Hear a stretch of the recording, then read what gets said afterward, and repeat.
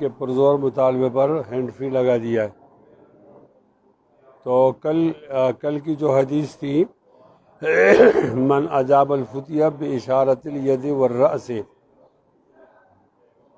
اس میں باقی باتیں تو ہو گئی تھیں، صرف آخر میں یہ بتانا تھا کہ رسول اللہ صلی اللہ علیہ وسلم فرما رہے ہیں کہ آپ پر جس طرح دجال کا فتنہ ہے اس طرح قبور کا فتنہ آئے گا۔ انکم تفتنون فی قبورکم مثل فتنۃ المسیح الدجال۔ اس لیے میں بار بلا رہا ہوں کہ فاطمہ راویہ ہیں اسماء رضی اللہ تعالیٰ عنہ سے، انہوں نے کمال احتیاط کے لیے ایک جگہ کہا مثل او قریب لا ادری ایو ذالک قالت اسماء، تو اس جملے کا تسلسل ٹوٹ گیا۔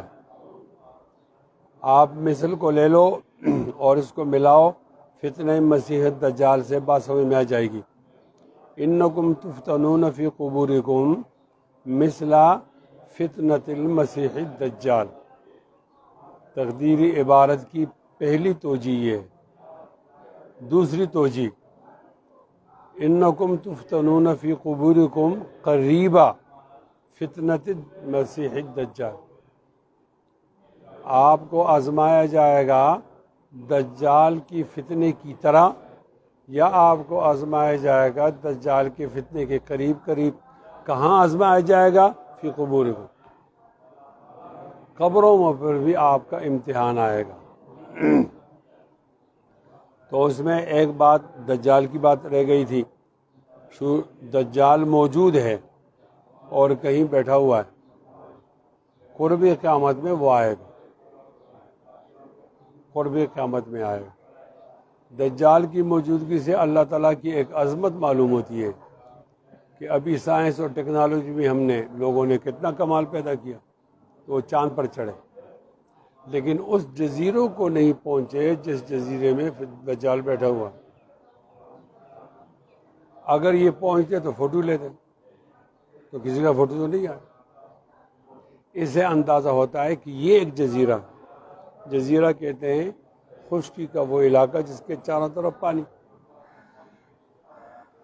جزیرۃ العرب کے چاروں طرف پانی تو نہیں ہے، تین طرف پانی، ایک طرف بحر ہند ہے، ایک طرف بحر قلزم ہے، اور ایک طرف نہر سویز ہے، اور ایک طرف شام۔ تو شام تو خشکی ہے، اس کو پھر جزیرہ کیوں کہتے ہیں؟ للاکثر حکم الکل، اکثریت کی وجہ سے اس کو جزیرہ کہتے ہیں۔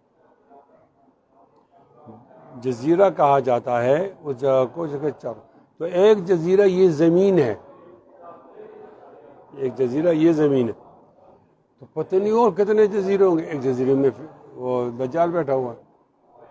شروع میں نبی علیہ الصلوۃ والسلام کو دجال کی تلاش تھی، تو ایک آدمی پیدا ہوا، وہ محیر العقول تھا، اس کا نام تھا سعد یا سیاف، اور آپ صلی اللہ علیہ وسلم اس کو ملنے گئے۔ دو تین روایتیں آتی ہیں، ایک روایت میں آتی ہے کہ آپ گئے تو وہ سو رہا تھا اور کچھ بنبنا رہا تھا، تو آپ علیہ الصلوۃ والسلام نے کان لگا کر سنا، تو اس کی والدہ نے کہا کہ کھڑے ہو جاؤ، حضرت محمد آ گئے صلی اللہ۔ آواز آ رہی ہے طالبات؟ صحیح آواز نہیں آ رہی؟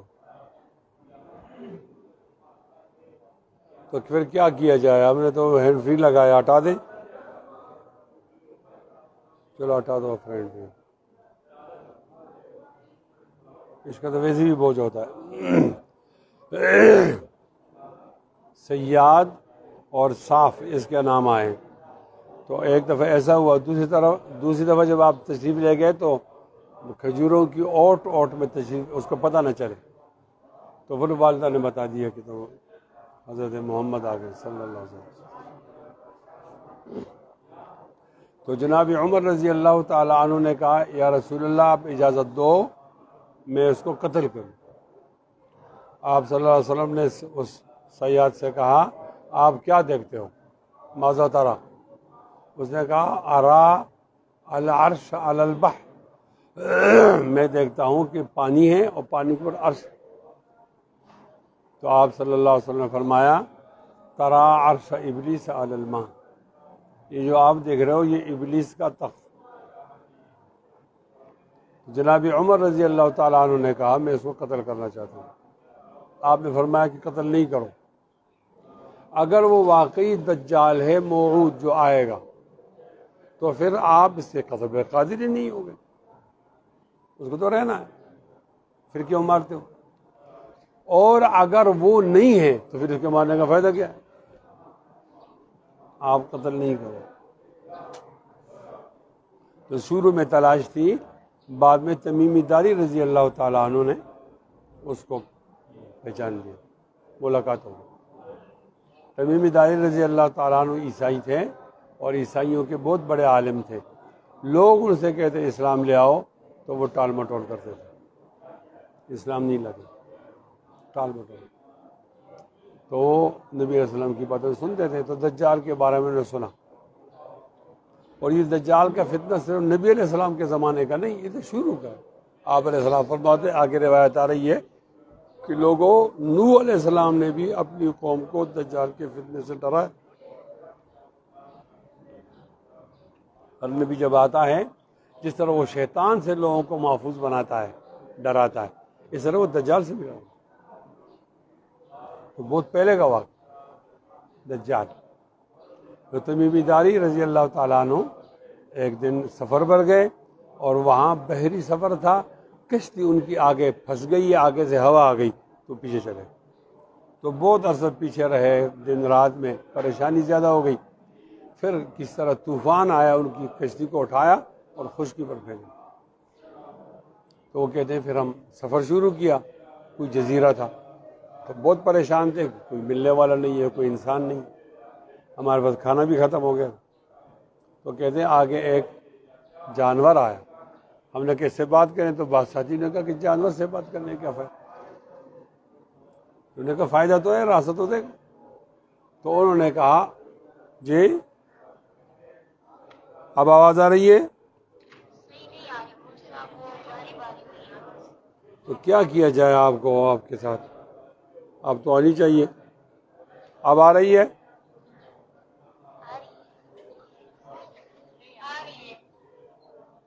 اب آ رہی ہے، اب آ رہی ہے۔ تو جب بعض ساتھیوں نے کہا کہ بات نہیں کرو، بعض جگہ کر دیں، بات کی تو اللہ تعالیٰ کی قدرت ظاہر ہوئی، وہ جانور بولنے لگا۔ جانور کے بارے میں آتا ہے روایت میں کہ اس کو اتنے بال تھے کہ پتہ نہیں چل رہا کہ منہ کدھر ہے اور دم کدھر۔ تو پوچھا من انت؟ تو اس نے آگے سے جواب دیا انا دابۃ الارض، میں تو دابۃ الارض۔ قیامت کی نشانیوں میں ایک نشانی دابۃ الارض بھی ہے۔ تو انہوں نے کہا کہ ہم تو اس طرح موت کے منہ سے نکلیں، تو یہ آپ ہمیں بتاؤ یہاں کوئی بستی ہے، انسان ہے، کھانے پینے کی کوئی چیزیں مل سکتی؟ تو اس نے کہا مجھ سے بات نہیں کرو، البتہ آپ جس طرح سے بھی جا رہے ہو جاتے جاؤ، آگے پہاڑ آئے گا تو دائیں طرف سے رکھ جاؤ۔ جب دائیں طرف سرک جاؤ گے، مڑو گے تو وہاں ایک غار آئے گا، غار کے اندر جاؤ تو وہاں ایک محل آئے گا، محل کے اندر جاؤ تو وہاں ایک آدمی وہ آپ سے باتیں کرے۔ تو لوکیشن ٹھیک بتائی۔ جب پتہ چلا کہ وہاں ایک آدمی ہے میرا، اس آدمی میں دو باتیں تھیں، ایک تو وہ لمبا تڑنگا دیو ہیکل۔ روایت میں آتا ہے کہ تمیمی داری کہتے ہیں کہ اس ہماری جو ران ہے، اس ران کے برابر اس کا بازو تھا، تو اس کا ران کتنا بڑا ہو؟ پھر وہ باندھا ہوا تھا، پاؤں سے باندھا ہوا تھا، سر سے، ہاتھوں سے، پیروں سے، سینے سے۔ تو انہوں نے اس کو ویلکم کیا، کہاں سے آئے ہو؟ پھر چند سوالات کیے دجال نے کہ آپ کے علاقے میں ایک پانی بہ رہا تھا، ایک ندی تھی، وہ ہے کہاں ہے؟ اس نام سے ایک پہاڑ ہے، وہ ہے یا ختم ہو گیا ہے؟ اسے پوچھا بہت پہلے آیا ہے۔ کہا فلاں علاقے میں آپ کی کھجوریں تھی، ہے؟ کہا جی ہے۔ کہا فلاں علاقے میں اچھی فصلیں تھیں، نام لیا۔ تو ہم بہت حیران ہو کہ ہمارے علاقے کے نام کس طرح جانتا ہے، اور یہ کہتے پہاڑ ہے یا ٹکڑے ٹکڑے ہو گئے تو بہت پہلے آیا ہوا ہے، اور پانی خشک ہو یا نہیں ہوا۔ تو پھر کہا کہ وہ امیوں والا نبی آیا یا نہیں آیا؟ مراد کون ہے؟ صلی اللہ، مراد کون ہے؟ صلی اللہ مراد کون ہیں؟ تو انہوں نے کہا کہ امیوں والا نبی آ گیا. تو کہا لوگوں نے کیا سلوک کیا؟ کہا شروع میں تو مخالفت کی، بعد میں لوگ ماننے لگے. کہا کہاں تک لوگوں نے ان کو مانا؟ انہوں نے کہا جزیرۃ العرب تک لوگوں نے مانا. جزیرۃ العرب کیا ہے؟ وہ یمن سے لے کر عراق تک اور شام سے لے کر جدہ تک. اس کے اندر مکہ بھی ہے، مدینہ بھی ہے، طائف بھی ہے، دمشق بھی ہے، شام بھی ہے، عراق بھی ہے، یہ بصرہ بھی ہے، کوفہ بھی ہے. اس کو جزیرۃ العرب کہتے ہیں. تو اس نے کہا کہ لوگوں نے اچھا کیا کہ جزیرۃ العرب کے لوگوں نے امیوں والے نبی کی بات مانی. پھر کہا آپ کون ہیں؟ تو انہوں نے کہا میں آپ کے پاس آؤں گا. کوئی چھوٹی بستی بڑی بستی اس سے خالی نہیں ہوگی. حدیث کے الفاظ ہیں والا بیت حجر والا مدر، حجر پتھر، پکا گھر بھی مجھ سے خالی نہیں ہوگا اور کچا بھی خالی نہیں ہوگا. میں سب کے پاس آؤں گا. اور جب میں آؤں گا تو میرے ایک ہاتھ میں حیات ہوگی اور ایک میں موت ہوگی، ایک میں خوشی ہوگی اور ایک میں غمی ہوگی، ایک میں جنت ہوگی، ایک میں دوزخ، ایک میں گرم پانی ٹھنڈا پانی، دولت غربت. لوگ مجھے خدا کہیں گے اور جو لوگ خدا نہیں کہیں گے وہ بادشاہ کہیں گے. جو خدا بھی نہیں کہیں اور بادشاہ بھی، یہ لوگ ہوں گے لیکن بہت کم ہوں گے. میں آؤں گا. اور ایک اور روایت بھی ہے کہ مکہ اور مدینہ کے بغیر تمام علاقوں کے اندر یہ آئے گا دجال. اچھا آپ پریشان نہ ہو، آپ کہیں وہ امریکہ بھی جائے گا، وہ افریقہ بھی جائے گا. نہیں، ایسے ایک آگ جلائی جائے گی قرب قیامت میں اور تمام لوگ ایک کونے میں جمع ہو جائیں گے. یہ دور دور کی بستیاں نہیں ہوں گی، سب لوگ ادھر ہی ہوں گے، ایک جگہ جمع ہوں گے. پھر اس کا آنا آسان ہو جائے گا. مکہ مدینہ میں فرشتے کھڑے ہوں گے راستے میں، اس کو روکیں، باقی نہیں. اس کو کہتے ہیں حرسہ اللہ، جس کو اللہ تعالیٰ نے محفوظ بنایا دجال سے. تو انہیں پوچھا کب آؤ گے؟ انہیں کہا دیکھو نہیں مجھے باندھا ہوا، جب مجھے کھولیں گے تو میں آؤں. آپ کو کب کھولا جائے گا؟ انہوں نے کہا یہ جو دنیا ابھی بن رہی ہے نا، تو ایک موقع آئے گا کہ اللہ تعالیٰ اس نظام کو تہس نہس کریں گے، اس کو قیامت کہیں گے. میں اس وقت آؤں گا، اس کے قریب. آپ کا نام کیا ہے؟ میرا نام مسیح الدجال. تو اب حدیث ہے، پھر بخاری شریف کی حدیث ہے.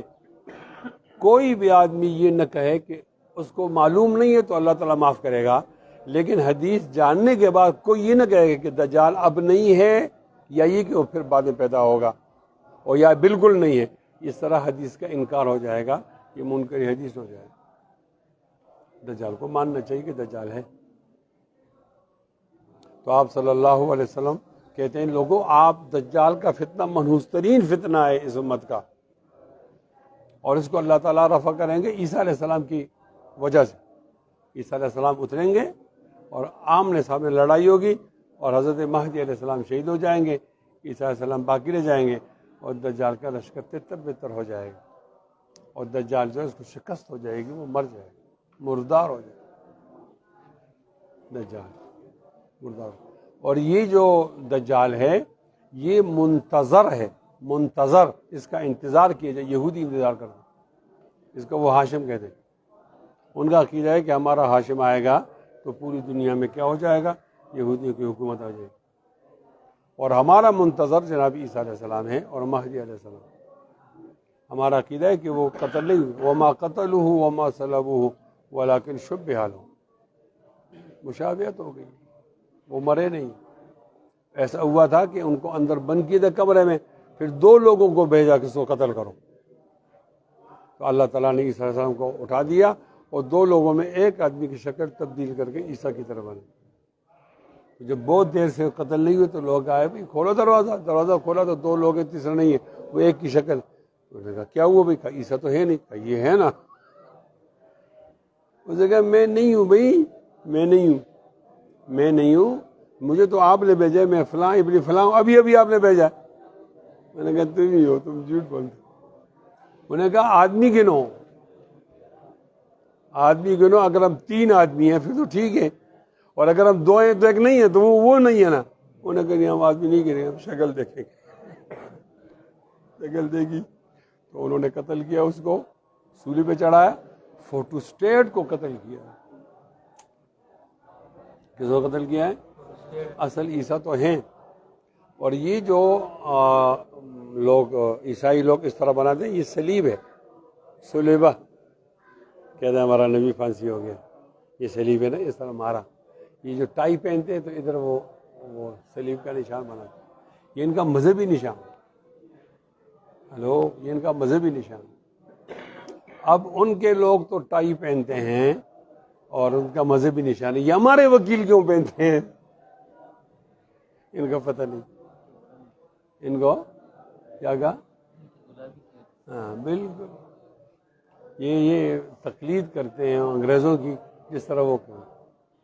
آپ دیکھتے ہو نا, کوئی انگریز اگر اس نے یہاں پر وہ پھٹی ہوئی پتلون پہنی تو یہ پھٹی ہوئی پہن خوش ہوتا. ہمارے قریب بہت بڑے عالم سو رہے ہیں, بہت بڑے مجاہد ہیں, مولانا غلام محمد ہزاری رحمۃ اللہ علیہ. ہم آتے جاتے ہیں ان کے لیے فاتحہ کر پڑھتے ہیں, بہت بڑے عالم.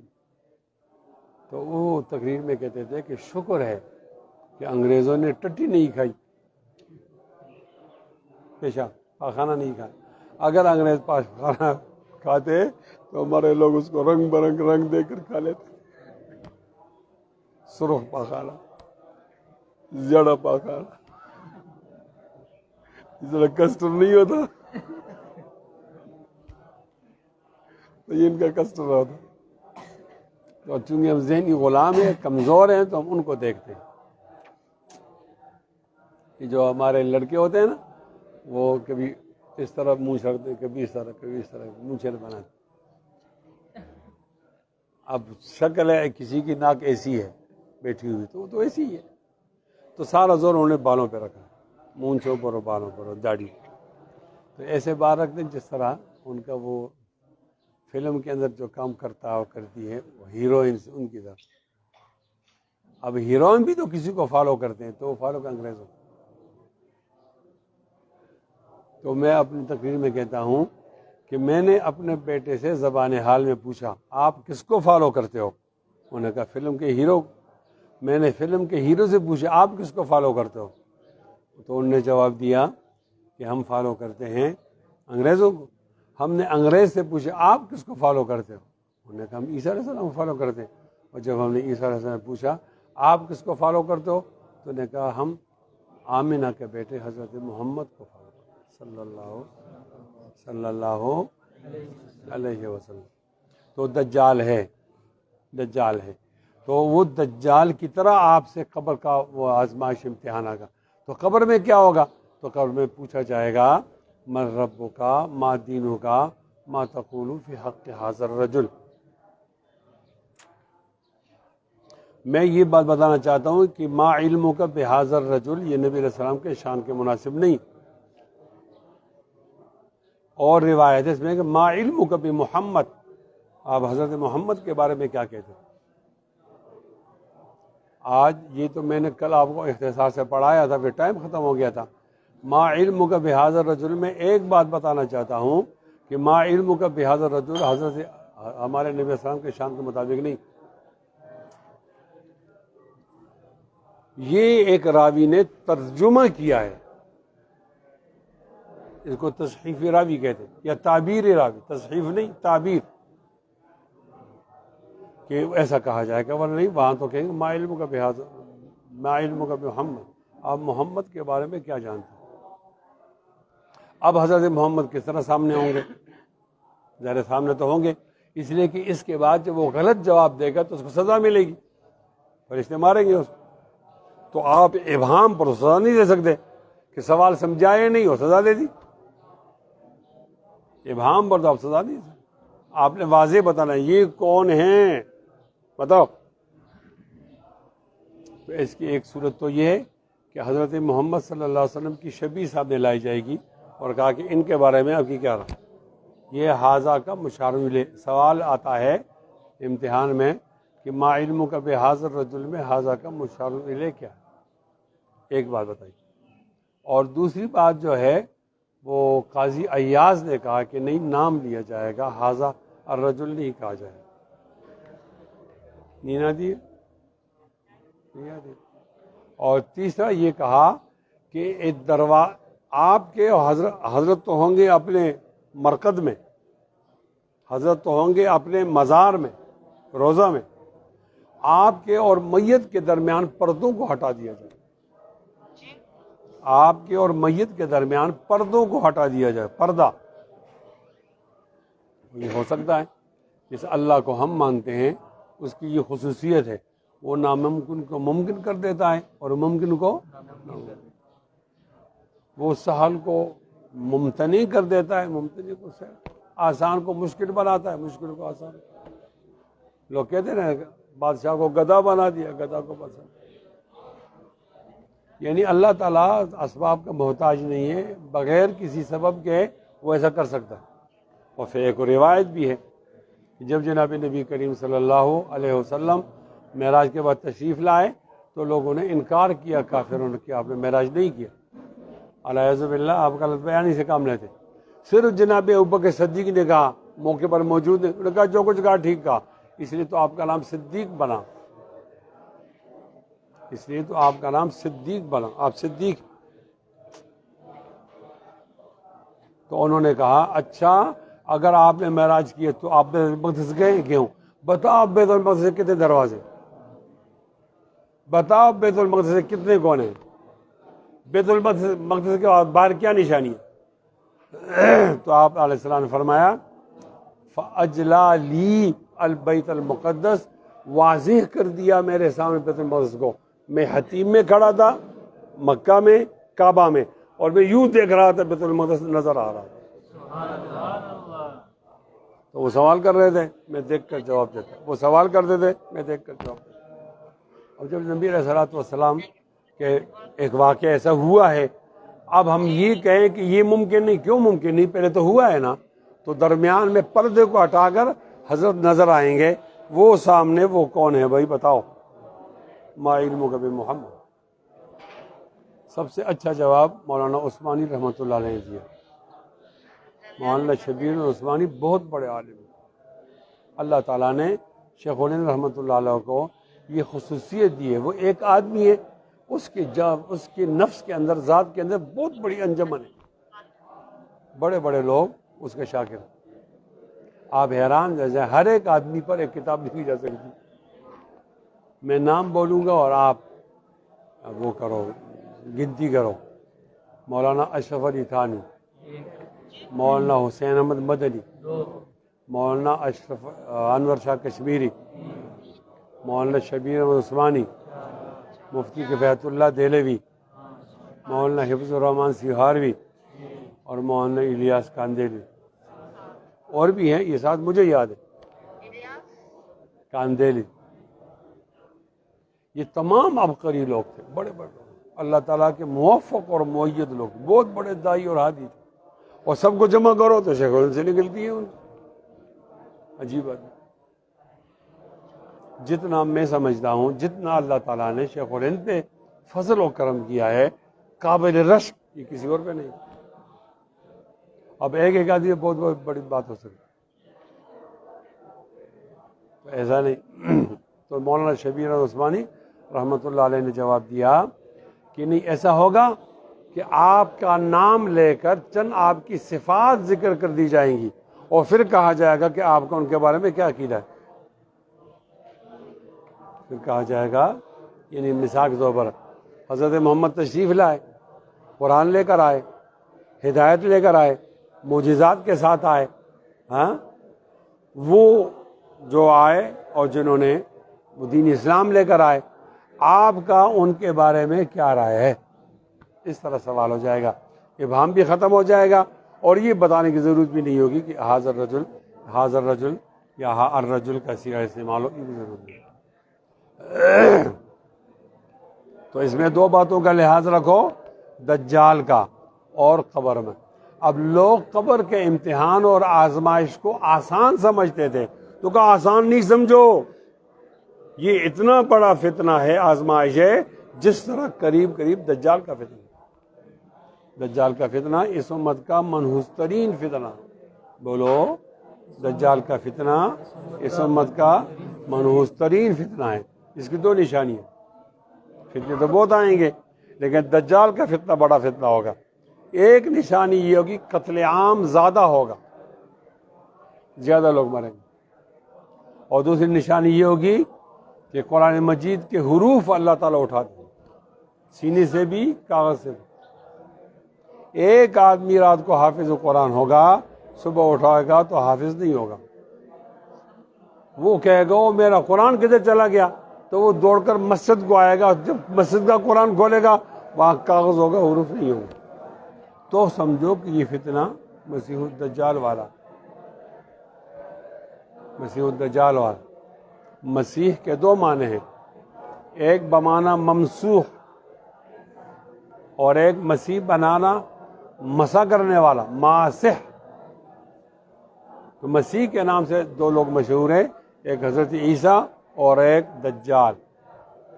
دجال کو مسیح الدجال کہتے ہیں، بمعنی ممسوح، کانا ہے، کانا ہے۔ اس کو یہودی خدا کہتے ہیں۔ شرم نہیں آتی؟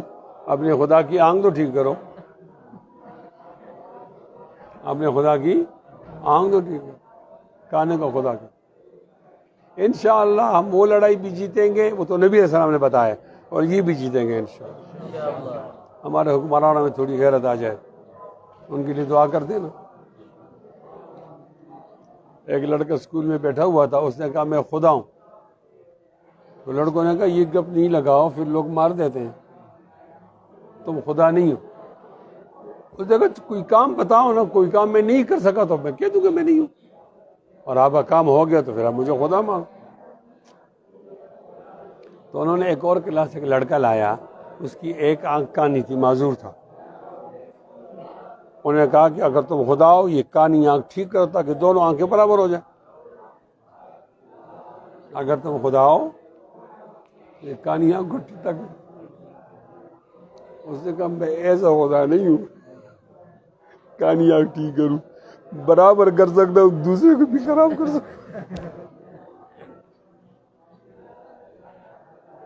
جو ٹھیک آنکھ ہے اس کو خراب کر دوں، دونوں برابر ہو جائیں گے نا۔ ایسا خدا نہیں ہوگا کہ میں کانی آنکھ کو ٹھیک ہوں۔ یہ یہودیوں کا خدا ہے۔ تو جب مسیح کے نام سے بات آئے تو آپ سمجھو یہ مسیح ہے، مسیح بمعنی ممسوح، کانا، فرشتے نے پیدا کیا ایسا ہاتھ مارا کانا ہو گیا، اس کی نشانی۔ اور جب عیسیٰ علیہ السلام کی طرف نسبت ہو، ماسح، کیا مانا؟ مسح کرتا تھا آدمی ٹھیک ہو جاتا تھا، اور مسح کرتا تھا آدمی زندہ ہو جاتا تھا۔ وَإِذْ تُخْرِجُ الْمَوْتَىٰ بِإِذْنِي، کس طرح ہے وہ آیت؟ وَتُبْرِئُ الْأَكْمَحَ وَالْأَبْرَصَ بِإِذْنِي، پوری آیت کس طرح ہے؟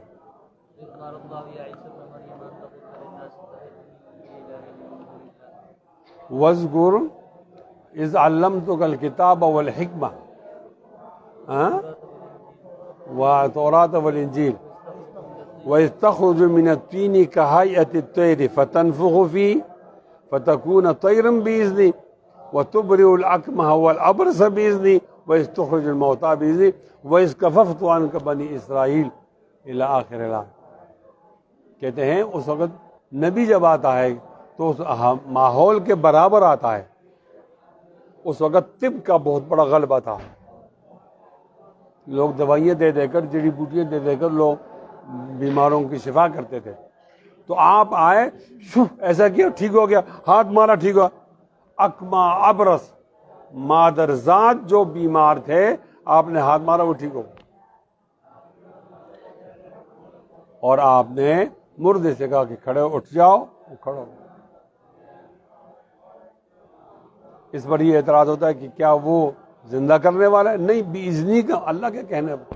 تمام مردوں کو تھوڑی زندہ کی، 3 لوگوں کو زندہ کیا، 3 لوگوں کو زندہ کیا۔ ایک عورت تھی، وہ اپنے بیٹے کی پیچھے رو رہی تھی، اپنے بیٹے کی پیچھے رو رہی تھی، تو انہوں نے دم ڈالا اور بیٹا زندہ ہو گیا۔ تو ماں سے کہا کہ دیکھو یہ کتنا زندہ رہے گا، پھر بھی تو اس کو مرنا ہے، تو وہ راضی ہو گئی، پھر مر گئی۔ دوسرا واقعہ کتابوں میں آیا ہے کہ ایک نوجوان تھا، مر گیا تھا، لوگوں نے اس کو چارپائی پہ اٹھایا ہوا، 4 لوگوں کا لوگ جا رہے ہیں، اس نے نیچے رکھو، نیچے رکھو، اللہ کے نام پہ کھڑا ہو جائے۔ وہ کھڑا ہو گیا، کھڑا ہو گیا تو اس نے کفن پہنا ہوا تھا، تو اس نے اپنا کفن خود ٹھیک کیا۔ اب موجود لوگوں میں سب سے زیادہ جوان طاقتور وہی تھا، اب وہ چارپائی پھر اس نے خود اٹھائی، اکیلے جاتے ہوئے تو چارپائی لوگوں نے اٹھائی تھی، آتے ہوئے اس نے خود اٹھائی۔ اور ایک دفعہ اس کو بتایا گیا کہ یہ نوح علیہ السلام کا بیٹا ہے، تو کیا نوح کے بیٹے کھڑے ہوتے، نوح علیہ السلام ابو البشر ہے، جس طرح آدم علیہ السلام ابو البشر۔ جو لوگ پیدا ہوتے رہے کہاں تک؟ نوح علیہ السلام تک۔ وہ تمام کے تمام لوگ یا تو غرق ہو گئے اس میں سیلاب میں، اور جو باقی رہ گئے تھے کشتی میں، تو کشتی والے 72 73 یا 81 لوگ تھے، وہ لوگ ان کی نسل نہیں پھیلی، وہ جب تک زندہ تھے پھر مر گئے۔ نسل جو پھیلی ہے وہ نوح علیہ السلام کے 3 بیٹوں سے پھیلی ہے، سب تینوں کے بیٹے ہیں، اور پھر 3 نوح کے بیٹے ہیں، تو نوح ایسا ہوا جس طرح کہ آدم ابو البشر ثانی، کیا نام ہے؟ ابو البشر۔ ایک کا نام ہے حام، ایک کا نام ہے سام، ایک کا نام ہے یافس۔ حام، سام، یافس۔ حام کہتے ہیں یہ جو کالے کالے ہیں ان کے باپ کا نام حام، اور حام کہتے بھی کالے حمامہ کوئلہ، اور سام جو ہے وہ کہا جاتا ہے گندم گوں کو، گندم گوں۔ اور یافس کی 2 نشانی، ایک ان کا رنگ بہت گورا ہوتا ہے، دوسری اس کی ناک چپٹی ہو۔ ہم جیسا لوگ وہاں چلا جائے تو وہ کوئی نکوڑا ہو گیا، چھوٹی چھوٹی ناک والی۔ اور یہ جو ہم ہیں وہ کالے ہیں تو ٹھیک ٹھاک کالے ہیں، اور یہ گورے ہیں تو ٹھیک ٹھاک گورے ہیں۔ ہم درمیان میں نہ کالے ہیں نہ گورے، ہم کو لوگ سبز لوگ کہتے ہیں۔ ہم تو آپس میں طے کرتے ہیں یہ بہت خوبصورت ہے، یہ بہت خوبصورت، یہ تو ہمارے درمیان ہے نا، ان کے نزدیک ہم نیلے پیلے۔ تو ہم سام کی اولاد ہیں۔ ہماری کیا خصوصیت ہے؟ ہماری یہ خصوصیت ہے کہ حضرت محمد صلی اللہ علیہ وسلم سام کی اولاد سے۔ تو یہ جو چائنا والے ہیں یہ ہمارے چچا کزن، ناک دیکھو، فلپائن والے، جاپانی ہمارے کزن، اور جو کالے یہ بھی ہمارے کزن ہے، لیکن یہ ذرا نرم کزن ہے، وہ ذرا گرم کزن، بہت سخت ہے۔ اور ہمیں فخر ہے کہ حضرت محمد صلی اللہ علیہ وسلم جو فخر کائنات، جن کا اللہ کے بعد کوئی کسی کا ان کا مقام نہیں پا سکتا، وہ حضرت حام کی اولاد میں بھی سے نہیں، حضرت یافس کی اولاد میں بھی سے نہیں، کس کی اولاد میں سے؟ حضرت سام۔ جناب عیسیٰ علیہ السلام نے حضرت سام کی قبر پہ کھڑا ہو گیا، سام کھڑے ہو جاؤ، تو وہ ایک دم کھڑا ہو گیا، اور کھڑا ہو کر جو وہ قبر ہے نا وہ مٹی ہٹا کر، تو ان کی داڑھی کے کچھ وہ بال سفید ہو گئے۔ آپ کی داڑھی تو کلی تھی، پرانے زمانے میں تو عمریں زیادہ تھی لیکن داڑھی سفید نہیں ہوتی۔ آپ صلی اللہ علیہ وسلم کی 63 سال کی عمر میں کل 14 بال سفید۔ اب بالوں کا سفید ہونا اس لحاظ سے تو ٹھیک ہے کہ اللہ تعالیٰ کو حیات۔ ایک آدمی وہ اللہ تعالیٰ نے سختی سے پیش آیا، کسی کو خواب میں آیا نا مرنے کے بعد، کیا ہوا کہ اللہ تعالیٰ سختی سے پیش ہوئے، تو پھر آپ نے کہا، میں نے کہا اللہ تعالیٰ میں نے تو آپ کے بارے میں یہ نہیں سنا، کہ کیا سنا؟ میں نے آپ کے بارے میں سنا، حدثنا معمر قال حدثنا عبد الرزاق قال حدثنا الصحابی عن رسول اللہ صلی اللہ علیہ وسلم۔ ہم نے سنا ہے معمر سے، معمر نے عبد الرزاق سے، انہوں نے صحابی سے، انہوں نے نبی علیہ السلام سے کہ اللہ تعالیٰ کو سفید بالوں سے حیا آتی ہے، میرے پاس سفید ہے، آپ تو حیا نہیں کی۔ انہوں نے کہا صدق معمر، صدق عبد الرزاق، و صدق الصحابی، و صدق رسول۔ ٹھیک ہے میں حیا اب معاف، ورنہ یہ تو بیماری ہے. تو ان سے پوچھا آپ کے بال تو کالے تھے، آپ کے بال کیوں سفید ہو گئے؟ انہوں نے کہا کہ مجھے کہا نم صالحاً، آپ آرام سے آرام کرو. تو اچانک مجھے کہا کہ عجب روح اللہ، کہ روح اللہ آپ کو بلا رہے ہیں، کھڑے ہو جاؤ. تم نے کہا یار میرے کھڑے ہونے کا وقت تو بھی ہے. تو میں پریشان ہو گیا. اس پریشانی سے چند بار سمے جب آپ نے مجھے بلایا تو مجھے فرشتے نے کہا عجب روح اللہ، کہ روح اللہ آپ کو بلا رہے ہیں، اٹھو کھڑے ہو جاؤ. تو میں سمجھا یار مجھے تو ابھی وقت تھا، مجھے پہلے ہی کھڑا کر دیا، مجھے پہلے ہی کھڑا کر دیا. ایسا کیوں ہوا؟ وہ پریشان ہے چند باتیں سے. کچھ دیر وہ زندہ تھا اور پھر سو گیا. چونکہ نبی حضرت عیسیٰ علیہ السلام کے زمانے میں طب کمال پر تھا. طب کو مغلوب کر کے اللہ کی دعوت دینے کے لیے نبی کو طب کے اندر بہت ماہر ہونا چاہیے. اس کی مہارت یہ تھی کہ وہ ہاتھ پھیرتا، مرض چلا جاتا، اور کسی کو کہتا کھڑا ہو جاؤ، مردہ زندہ ہو جاتا. اس طرح لوگ لاجواب ہو گئے. حضرت عیسیٰ کی بات سنی. نبی کریم صلی اللہ علیہ وسلم تشریف لائے تو صرف فصاحت اور بلاغت اس میں لوگوں میں کمال تھا. تو آپ صلی اللہ علیہ وسلم کو امی پیدا کیا کہ پڑھا لکھا نہیں. آپ علیہ السلام سے پوری زندگی میں ایک ہی لکیر جو ہے وہ ثابت ہے اور نہیں ثابت. وہ لکیر تھی کہ جب صلح حدیبیہ کی دستاویز پر دشمنوں نے اعتراض کیا کہ آپ نے لکھا ہے ہاذا قاضا ما محمد، یہ وہ ہے جس پر حضرت محمد علیہ السلام کی طرف سے من. انہوں نے کہا آپ نے محمد رسول اللہ لکھا ہے، تو ہمارا جھگڑا تو آپ رسول اللہ پر ہے. آپ یہ کاٹو اور یہ لکھو من محمد بن عبداللہ.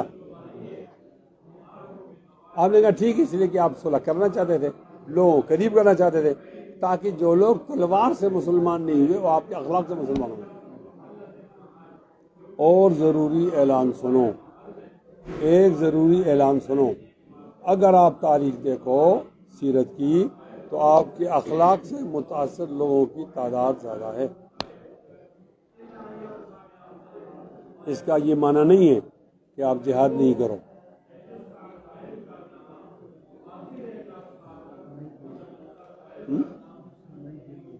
یہ والا تو لگایا ہی نہیں تو کیا کہہ رہا، کدھر لگایا ہوا. اس کا معنی یہ نہیں کہ جہاد کی اہمیت نہیں. جہاد کی اہمیت تھی تو لوگ متوجہ ہوئے آپ کے اخلاق کی طرف، کہ وہ آدمی جو ہمیں مار کر ہمیں مغلوب کرتا ہے تو کیوں نہ ہم اس کو جا کر قریب سے دیکھیں. یہ قریب سے آنے کا جو دروازہ تھا وہ صلح حدیبیہ تھا. لہٰذا آپ نے دب کر شرائط مانی، صحابہ نہیں مانتے. کہا اس دفعہ واپس ہو جاؤ. تو آپ نے اپنی امہات المومنین سے کہا، اپنی گھر والیوں سے، کس طرح لوگ تو بات ہی نہیں مانتے، کہ ہم آگے جائیں گے ہی جائیں گے اور لڑائی لڑیں گے. تو نے کہا نہیں ایسا. تو حضرت زینب نے کہا آپ جا کے اپنی قربانی ذبح کرو، لوگ خود ذبح کرنا شروع کریں گے. انہوں نے جا کر قربانی ذبح کا میں یہی ذبح کرتے آگے نہیں جاتے. ورنہ قربانی ذبح ہوتی ہے وہاں پر مکہ میں، یہی ذبح کریں گے آگے نہیں جائیں گے. کیا مانا؟ آپ نے ذبح کی تو صحابہ نے بھی دیکھتے تھے ذبح کر دی اور یہ ماحول ٹھیک ہو گیا. تو وہاں پر جناب علی سے کہا یہ کہاں تک لکھا ہوا ہے من محمد رسول اللہ، اس کو کاٹو. کہا میں تو نہیں کاٹوں گا. تو آپ نے کہا مجھے بتاؤ. کہ یہاں سے یہ لکیر کھینچی بس. اور امی اس لیے پیدا کیا وما كنت تتلو من قبله من کتاب ولا تخطه بيمينك اذا لارتاب المبطلون. آپ پڑھ نہیں سکتے اور آپ لکھ نہیں سکتے. پڑھتے ہوتے اور لکھتے ہوتے لوگ کہتے کہ اللہ کا کلام نہیں ہے، اندر جائے کمرے میں بناتے ہے، واپس آ کر مجھے ہمیں بتاتا ہے اور جھوٹ علیہ باللہ غلط کہتا ہے کہ یہ کیا ہے، اللہ کا کلام ہے. اس لیے آپ کو امی پیدا کیا گیا. ہاتھ ملاؤ، ناراضگی میں بھی تو ہاتھ ملاتے ہیں لوگ نا. بیٹھو، ابھی مہمان آئے، مہمان کے ساتھ کسی کو مارنا پیٹنا اچھا نہیں ہے. تو بعد میں انشاءاللہ آپ سے آپ کو تو ڈبل ماریں گے، اس لیے کہ اس کا جو جن ہے وہ آپ کی بوتل میں ہے، تم نہیں آتے پھر یہ بھی نہیں آتے۔ دلیل ہے نا، فَإِنَّ عَلَيْكَ اسْمِ الْإِدْسِينَ، وہ کہا کہ اگر تم نہیں مانو گے تو تمہارے مضارین کے سارا گناہ بھی تم پر ہوگا، یہ مضارین میں سے ہے۔ ٹھیک کہہ رہا ہوں؟ کہاں تک بات چلی؟ تو آپ صلی اللہ علیہ وسلم، تو آپ علیہ الصلوۃ والسلام کے زمانے میں یہ فساد، اب آپ کے منہ سے جو بات نکلتی تمام ادبا، شعراء اور فصحاء وہ مغلوب ہو جاتے، آپ کی طرح جواب نہیں دے سکتے تھے۔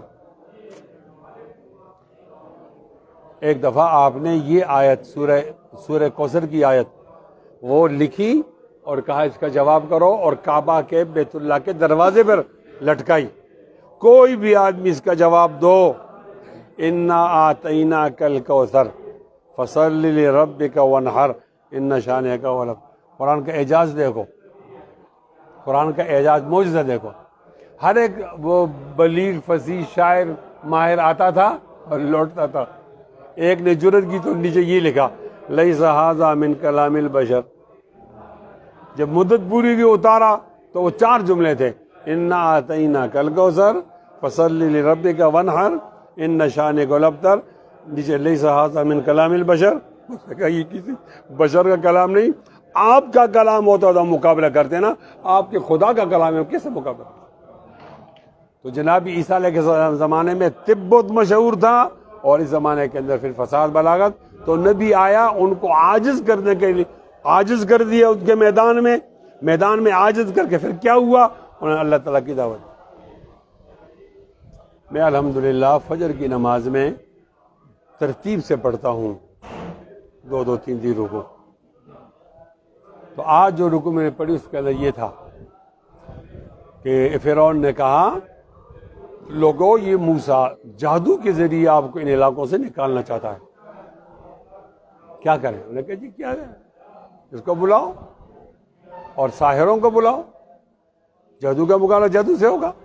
تو تمام ساحر آئے اور انہوں نے اپنے اپنے سحر کا انتہا کی اور رسیوں سے اژدہے بنائے، لیکن اللہ تعالیٰ فرماتے ہیں فَأَوْحَيْنَا إِلَىٰ مُوسَىٰ أَنْ أَلْقِ عَصَاكَ، ہم نے کہا موسیٰ آپ ہی لاٹھی پھینک دے، فَإِذَا هِيَ تَلْقَفُ مَا يَأْفِكُونَ، جو کچھ کیا انہوں نے نکل لیا، فَغُلُوبُ هُنَالِكَ وَانقَلَبُوا صَاغِرِينَ۔ اب ان کا جادو مغلوب ہوا حضرت موسیٰ علیہ السلام کے معجزے کے سامنے، تو وہاں مغلوب کیا اور دعوت دی، فَأُلْقِيَ السَّحَرَةُ ساجدین، سارے کے سارے جادوگر وہ زمین پر گر گئے۔ کیا ہے نعرہ لگا؟ آمنا برب العالمین رب موسیٰ و ہارون، ہم رب عالمین پہ ایمان لائے۔ کون سا رب؟ نہیں جانتا، یہ ہارون اور موسیٰ جو کہتے اسی کا رب۔ تو وہاں سحر کو مغلوب کر کے اللہ تعالیٰ کی دعوت دی گئی موسیٰ علیہ السلام کے زمانے میں، اور عیسیٰ علیہ السلام کے زمانے میں طب کو مغلوب کر کے اللہ تعالیٰ کی دعوت دی گئی، اور یہاں فصحاء بلغاء اور ادبا کو مغلوب کر کے اللہ تعالیٰ کی دعوت۔ فَإِن لَّمْ تَفْعَلُوا وَلَن تَفْعَلُوا، فَإِن لَّمْ تَفْعَلُوا وَلَن فَأْتُوا بِسُورَةٍ مِّن مِّثْلِهِ، کوئی صورت لے آؤ، ایک جگہ چند آیتیں لے آؤ، ان کنتم صادقین، ایسا آپ نہیں کر سکتے۔ تو یہ جناب عیسیٰ علیہ السلام کے بعد میں کہہ رہا تھا وہ مسیح ہے بمعنی ماسح، اور یہ مسیح ہے بمعنی ممسوح، اس کو مسیح نہیں کہنا۔ روایت میں یہ تو آتا ہے کہ یہ بھی ایک آدمی کو زندہ کرے گا، لیکن وہ کوئی عالم سمجھے گا اس کو کہ یہ کس طرح زندہ کرتا ہے، تو ایک بار تو زندہ کرے گا، تو وہ عالم کہے گا اگر تو جنے کا پتر ہے دوبارہ زندہ کرنا، تو پھر یہ عاجز ہو جائے گا، معلوم ہو جائے گا کہ وہ کوئی سحر کی وجہ سے کچھ زندہ کر لیا تھوڑی دیر کے لیے، لیکن یہ اختیار بھی اس کو اللہ نے دیا ہے تاکہ لوگوں پر امتحان آ جائے کہ وہ اللہ کو مانتے ہیں یا غیر اللہ کو مانتے ہیں۔ ہمارے یہ دونوں دوست ہیں، یہ تاخیر سے آئے ہیں، اور جو تاخیر سے آتا ہے تو ہم کو سزا دیتے ہیں بڑی سخت، کبھی سمجھتے ہیں جس طرح اپنا قدہ، کبھی سمجھتے ہیں پرایا قدہ، بہت زیادہ۔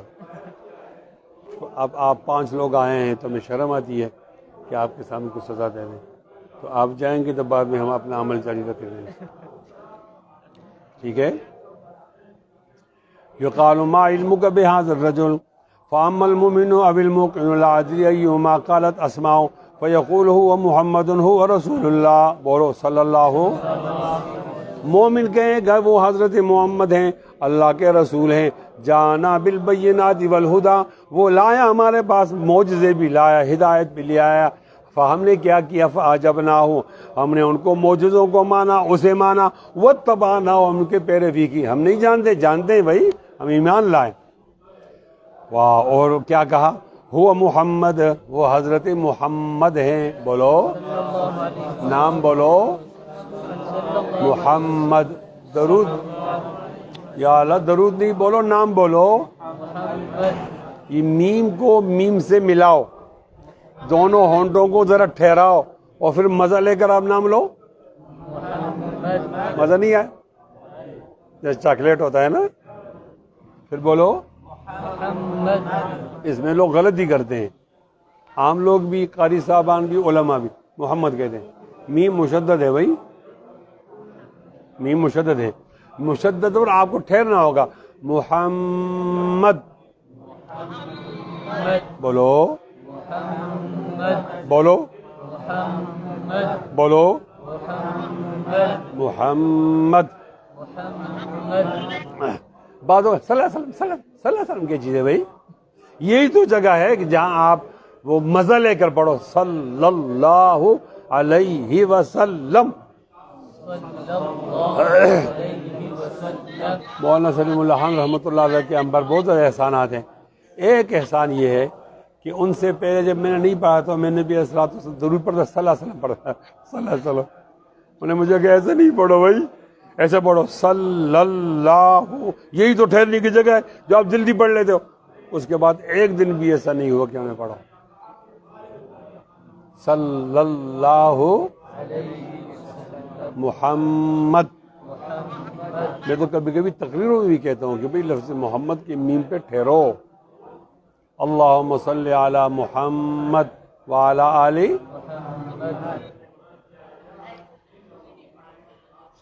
ثلاثاً، یہ 3 بار یہ کہے گا. شاہ کیا کہے گا؟ ہوا محمد ہوا رسول اللہ جاءنا بالبینات والہدی فاعجبنا واتبعنا. ہوا محمد ہوا محمد. وہ کتنا اچھا ہوگا. دوسرا کیا کہے گا؟ فیقال نم صالحا، سو جاؤ. نم صالحا کا معنی سو جا غلط ہے. نم صالحا کا معنی ہے آرام کرو، اس لیے کہ وہاں مردوں کی ڈیوٹی لگتی ہے کہ یہ جو مردہ ہے یہ نماز پڑھے گا، یہ مردہ جو ہے یہ قبر کے اندر تلاوت کرے گا، یہ وظیفہ کرے گا، یہ درود پڑھے گا. مشقت سے ہٹانے، بھئی آرام کرو، وہاں بہت پڑھا ہے نا. نم صالحا. اور جو منافق ہوگا یا نبی اسلام کی باتوں میں شک کرنے ہوگا، وہ کیا جواب دے گا؟ لا ادری ای ذالک قالت اسماء. فیقول، وہ جواب دے گا لا ادری، میں نہیں جانتا. سمعت الناس یقولون شیئا فقلت. لوگوں کہتے تھے تو میں بھی کہتا تھا. لوگ کہتے تھے کہ یہ ابن عبداللہ ہے، میں بھی ابن عبداللہ کہتا تھا. لوگ کہتے تھے کہ یہ ابن آمنہ ہے، میں بھی ابن آمنہ کہتا تھا. لوگ کہتے تھے یہ ابن عبد المطلب ہے، میں بھی ابن عبد المطلب کہتا تھا. لوگ کہتے تھے کہ یہ مصطفیٰ ہیں، میں بھی مصطفیٰ کہتا تھا. لوگ کہتے یہ نذیر ہے، میں بھی نذیر کہتا تھا. مجھے خود پتہ نہیں، لوگوں کہنے پر میں نے کچھ کہا ہے. اب یہ جواب کیسے اس کو نہیں آیا اور یہ سوال کیسے ایک کو آیا؟ پھر یہ ہند کو بولنے والا وہاں عربی کے سر بولے گا. اس تمام کا تعلق دنیا میں اگر جناب نبی علیہ السلام سے محبت ہوگی تو وہاں ٹھیک جواب آئے گا اور عربی آئے گی، اور اگر نہیں آئے گی عربی تو بولو گے لیکن جواب غلط آئے گا. اللہ تعالیٰ معاف فرمائے. آگے پڑھو. باب تحریض النبی صلی اللہ علیہ وسلم وفد عبد القیس علی ان یحفظ الایمان والعلم ویخبر من وراءہم. یہ حدیث پہلے گزری ہے. وہاں ہر امام بخاری رحمۃ اللہ علیہ جب دوبارہ لاتے ہیں تو ایک اور مقصد ہوتا ہے، پرانا والا مقصد نہیں ہوتا. یہاں لائے وہاں لائے تو ایمان کا ترجمہ کیا، ایمان کیسے کہتے ہیں تو ایمان بتایا، اور یہاں لائے تو کیا کہا کہ دیکھو آپ کا علم سیکھنا ٹھیک ہے، لیکن اس علم کی ذمہ داری ہے کہ آپ اپنے قوم کو جا کے سناؤ، پھیلاؤ۔ امام بخاری کہتے ہیں اس کا مقصد علماء نے یہ بتایا کہ امام بخاری کہتے ہیں کہ عالم کو چاہیے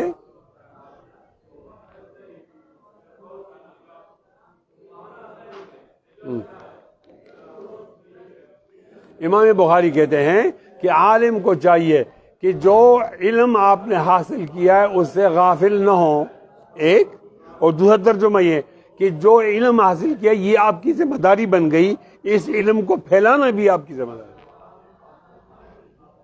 ہمارے دوست نے سوال کیا ہے وَاعْبُدْ رَبَّكَ حَتَّى يَأْتِيَكَ الْيَقِينُ، کہ یہ آیت ہے، پھر عبادت میں قبر میں کس طرح عبادت ہے؟ تو آپ حضرت کو سمجھاؤ ایک مکلف کی عبادت ہوتی ہے، ایک غیر مکلف کی عبادت ہوتی ہے۔ مکلف کی عبادت وہ ہوتی ہے جو آپ سے پوچھا جاتا ہے، تو پھر کہا آپ پر تکلیف ہے، آپ سے پوچھا جائے گا مرنے تک۔ وہ جو قبر میں عبادت ہے اور عبادت کرتے یا انبیاء کرام کے بارے میں ہم جو صلون نماز پڑھتے ہیں، وہ یہ عبادت ہے کہ آپ کو تو ٹائم گزارنا ہے، بجائے اس کے کیا خاموشی سے گزاریں، اس ٹائم کو اگر آپ گزار دیں کسی عبادت کے اندر تو آپ کا بھلا ہی ہوگا نا۔ تو یہ مکلف کی عبادت فرض عبادت نہیں ہے، یہ نفل ہے۔ جی پڑھو آگے، عبارت پڑھو۔ وقال مالک،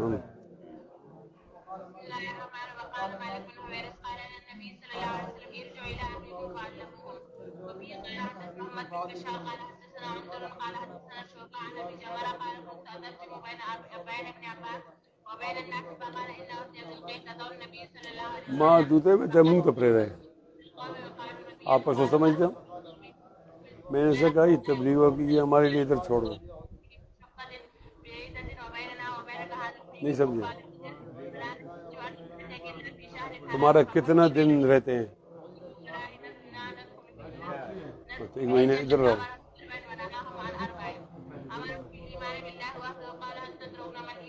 ہاں مزہ نہیں آیا، پیسے واپس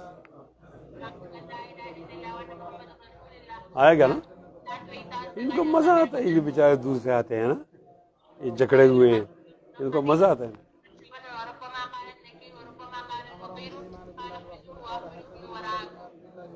چلو آگے جاؤ، یہ تو ہو گئی تھی باب الرحلہ فی المسألۃ النازلہ۔ پڑھو، آپ پڑھو، زہیب بھی تھک گیا، اس کا منہ خشک ہو گیا بیچارے۔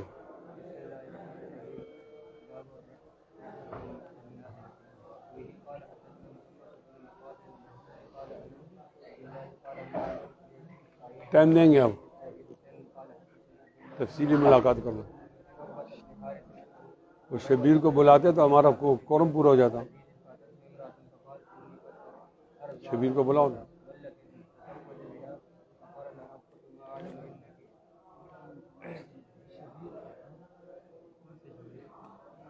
کتنے شبیر ہے؟ یہ ہمارے ساتھ کون بیٹھتا ہے؟ یہ شبیر نے بھیجا، ڈیڑھ لی دے۔ تم شبیر نہیں جانتے؟ اتنے دن تو وہ بھی نہیں آیا۔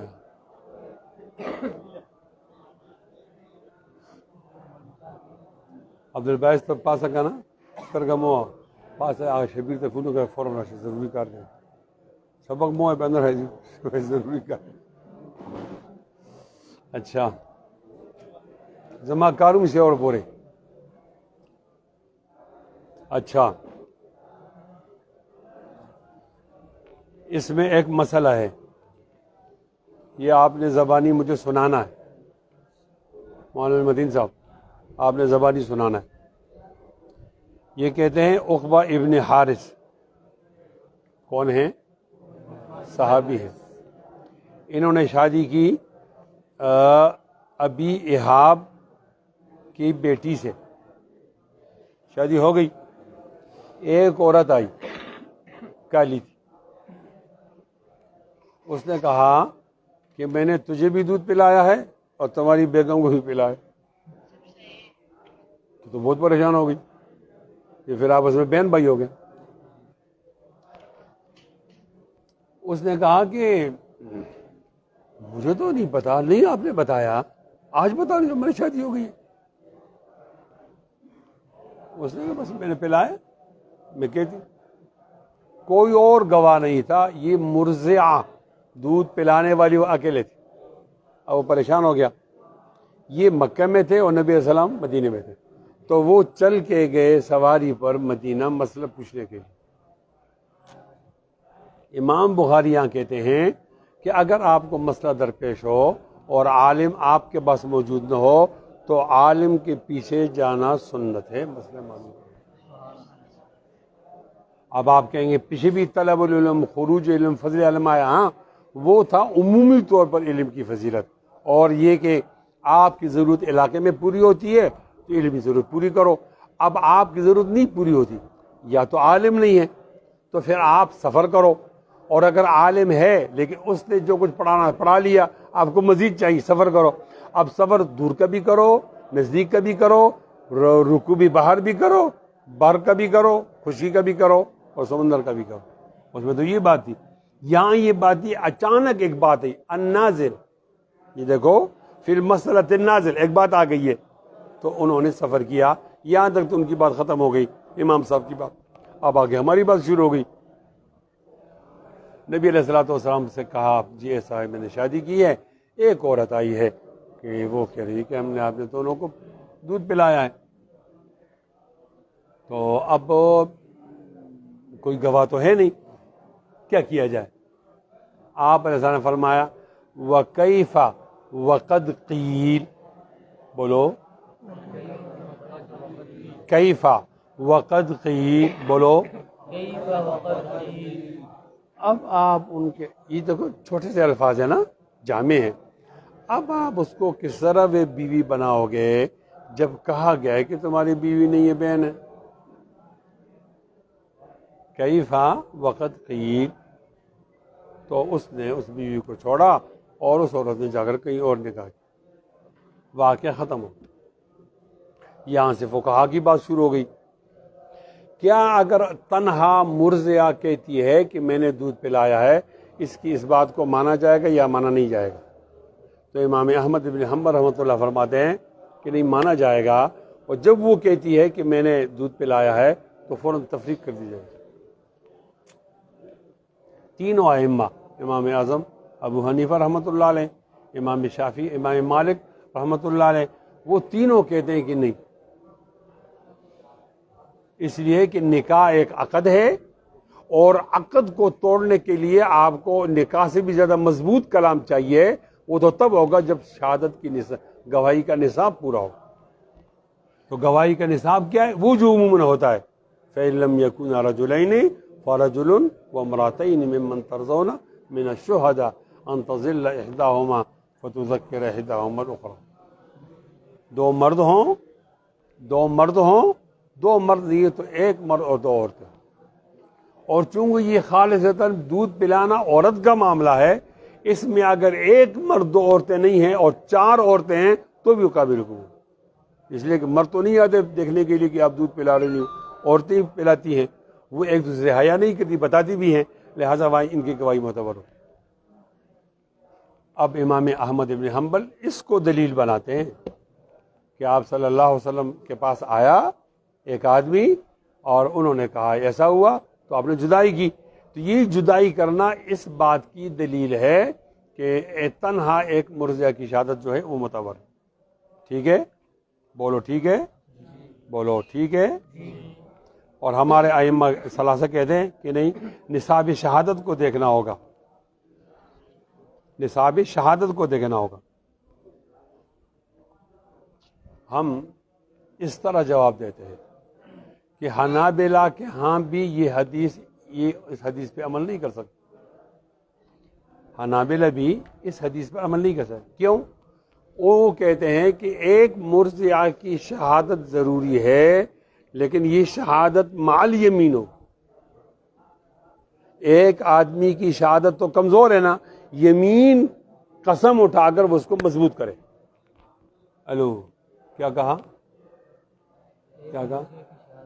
مرضیہ ایک اکیلی عورت ہے، اس کی شہادت کمزور ہے. اب یمین کے ساتھ ہم مانیں گے، یہ خود امام احمد کہتے ہیں. تو نے کہا بھئی یہاں کیا ہوا؟ یہ تو تب پایا جاتا کہ بتانے والی عورت نبی علیہ الصلوۃ والسلام کے دربار میں آتی اور آپ قاضی تھے، عادل تھے، آپ کی عدالت میں کہتی کہ میں نے ان دونوں کو دودھ پلایا ہے. یہ سمجھے؟ عورت تو آئی ہی نہیں. عورت کہاں ہے؟ مکہ میں. بات کہاں ہوئی؟ مدینہ میں.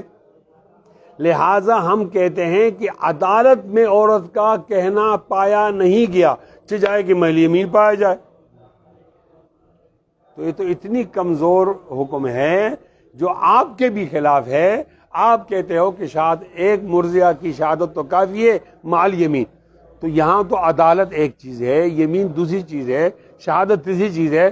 وہ عورت آتی اور نبی علیہ السلام کی عدالت میں کہتی تو آپ کی بات پوری ہوتی. یہاں تو عورت عدالت میں آئی نہیں، لہذا عورت کا کہنا بھی پایا نہیں گیا عدالت میں. جب نہیں پایا گیا تو شہادت بھی نہیں آئی، یمین بھی نہیں آیا. لہذا اس سے ثابت نہیں ہوئی کہ ایک تنہا مرضیہ جو ہے اس کی شہادت کافی ہے اور جدائی ہوگی. پھر جدائی تو ہو گئی، جدائی تو ہوگی. تو جواب یہ دیا کہ امام بخاری نے رحمۃ اللہ نے تنہا مرضیہ کی شہادت موجب فرقت نہیں، تنہا مرضیہ کی شہادت موجب فرقت نہیں. لیکن موجب شبہ تو ہے نا، شبہ تو آ گیا. وہ جو آپ نے فرمایا اور اس صحابی نے کیا تو شبہ تو آ گیا تھا. تو نبی علیہ السلام فرمایا شبہ آ گیا، کیا کرتے عورتیں تھوڑی ہے، کسی اور عورت کے ساتھ نکاح کرو.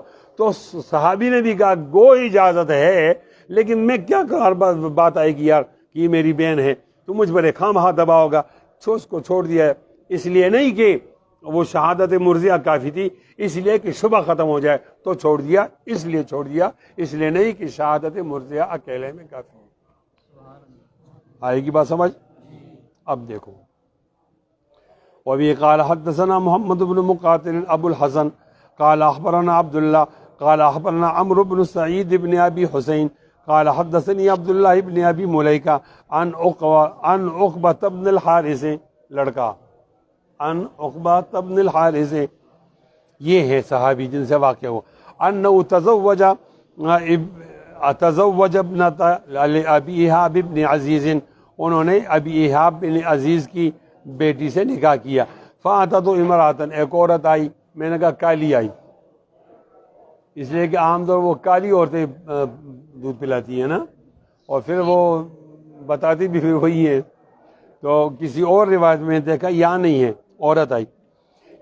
کیا کہنے لگی؟ انی قد ارضعت عقبہ والتی تزوج بها، میں نے عقبہ کو بھی دودھ پلایا اور اس کی بیگم کو بھی دودھ پلایا. فقال عقبہ ما اعلم انک ارضعتنی، مجھے نہیں معلوم کہ آپ نے مجھے دودھ پلایا. ولا اخبرتنی، ابھی تک آپ نے بتایا بھی نہیں.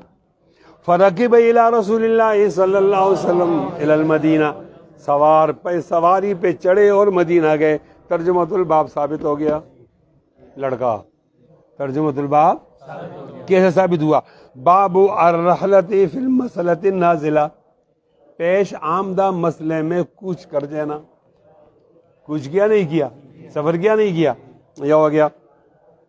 فرکب الی رسول اللہ صلی اللہ علیہ وسلم بالمدینہ، بالمدینہ کیوں کہا؟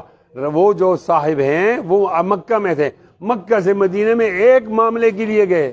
ہلو، کل پرسوں ہم نے بتایا تھا کہ عبداللہ بن جابر بن عبداللہ بن انیس کے پاس گئے ایک حدیث سننے کے لیے اور ایک مہینے کا سفر کیا. حدیث کیا تھی؟ انا الدیان، انا الدیان، انا الملک، میں بادشاہ ہوں، میں دیان ہوں، بدلہ لینے والا ہوں. تو وہ آگے کہا، اب جابر بن عبداللہ ہیں، بہت خوش ہوئے، صحابی آگے. وہ اندر آئے، کہا کیا بات ہے؟ کہ میں سنا آپ نے نبی علیہ السلام کے منہ سے ایک حدیث سنی جو کسی اور کو نہیں معلوم، آپ ہی کو معلوم. انہوں نے کہا میں نے سنی، وہ یہ حدیث. اور میں نے آپ کو ایک بات وہی بڑی دلچسپ ہے، آپ کو تو یاد ہوگی، جماعت والوں کو سناتا ہوں کہ میر سید شریف جرجانی انہوں نے کتاب پڑھی، شرح مطالعہ پڑھی، پھر کہا جی میں اس کے جو مالک ہے اس سے پڑھنا چاہتا ہوں. تو وہ قطب الدین تھا، علامہ قطب الدین رازی.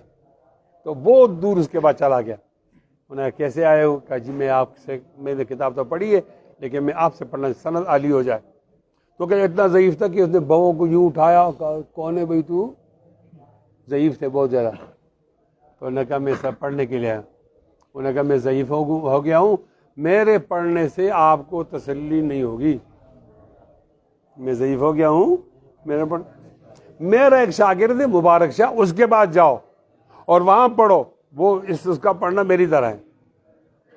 اب وہ چلے گئے، مبارک شاہ کہیں اور تھا، وہ اچھا عالم تھا.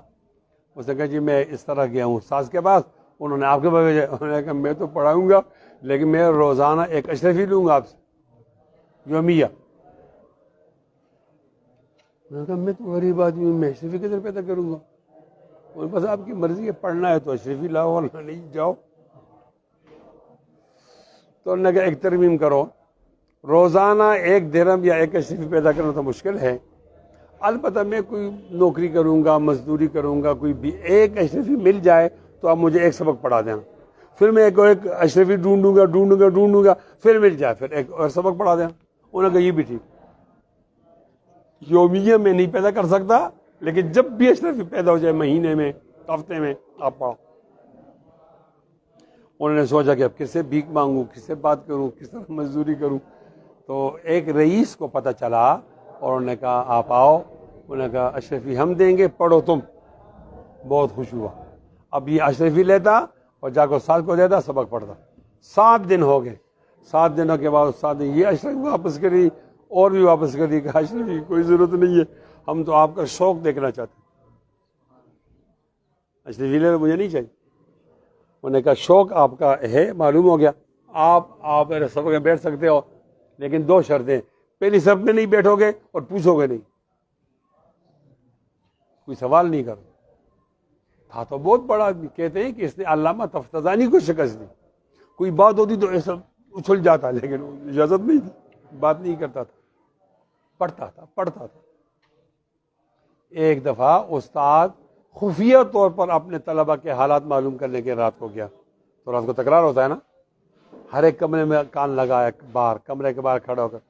اس کے ہاں گیا تو اس نے کمال کیا. اس نے کہا یہ مسئلہ اس طرح ہے، کتاب والا یہ کہتا ہے، استاد یہ کہتا ہے، میں یہ کہتا ہوں. اس نے کہا جو میں یہ کہتا ہوں تو استاد کو اچھا لگا تو بہت دیر کھڑا رہا. اگلی بات کرتا ہے، اس نے کہا یہاں کتاب والا یہ کہتا ہے، استاد یہ کہتا ہے، میں یہ کہتا ہوں. کمال ہے. اس طرح اس نے سنا، چلا گیا. استاد اس وقت کچھ نہیں کہا. صبح کہا وہ کمرہ نمبر 20 میں کون رہتا ہے بھائی؟ کا جرجانی رہتا ہے. میں نے کہا ماشاء اللہ، میں نے آپ کا سبق سنا اور مجھے یہ آپ کی بات بہت پسند آئی کہ آپ نے کہا میں یہ کہتا ہوں، میں یہ پسند آئی. اب آپ پہلی صف میں بھی بیٹھو اور جو چاہو آپ پوچھو، آپ پر کوئی پابندی نہیں.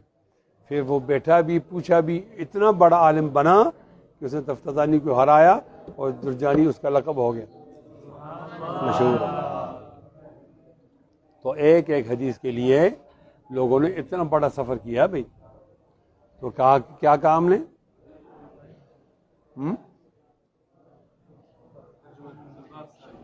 ہاں، ترجمۃ الباب. فرکب الی رسول اللہ صلی اللہ علیہ وسلم بالمدینہ فسألہ فقال رسول اللہ صلی اللہ علیہ وسلم کیف وقد قیل. اب کس طرح ہم بستری کرو گے، حق کی زوجیت ادا کرو گے کہ جب ایک بار کہا گیا شبہ تو آ گیا. ففارقہا عقبہ ونکحت زوجا غیرہ. ففارقہا یہ عقبہ کا اس میں فاعل ہے اور نکحت میں بیوی اس کی فاعل ہے. ففارقہا عقبہ نے اس کو الگ کر دیا. ونکحت زوجا غیرہ اور اس عورت نے عقبہ کے علاوہ ایک اور خاوند تلاش کیا. چلو آگے.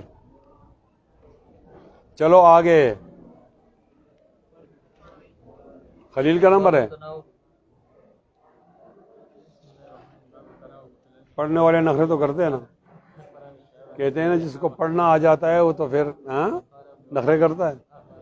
خدا جب حسن دیتا ہے نزاکت آ ہی جاتی ہے. جی کرو کرو، ہم اٹھائیں گے انشاءاللہ. آخری سال ہے.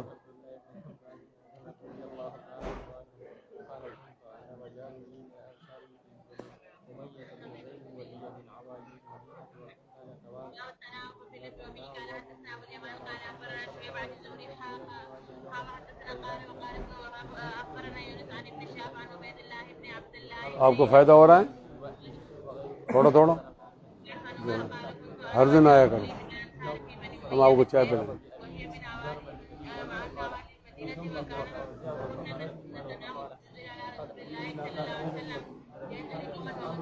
کہاں؟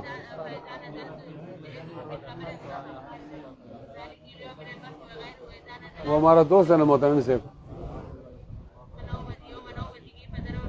ایک واقعہ ہے، ہلو، ایک واقعہ ہے اور ایک ترجمۃ الباب کو ثابت.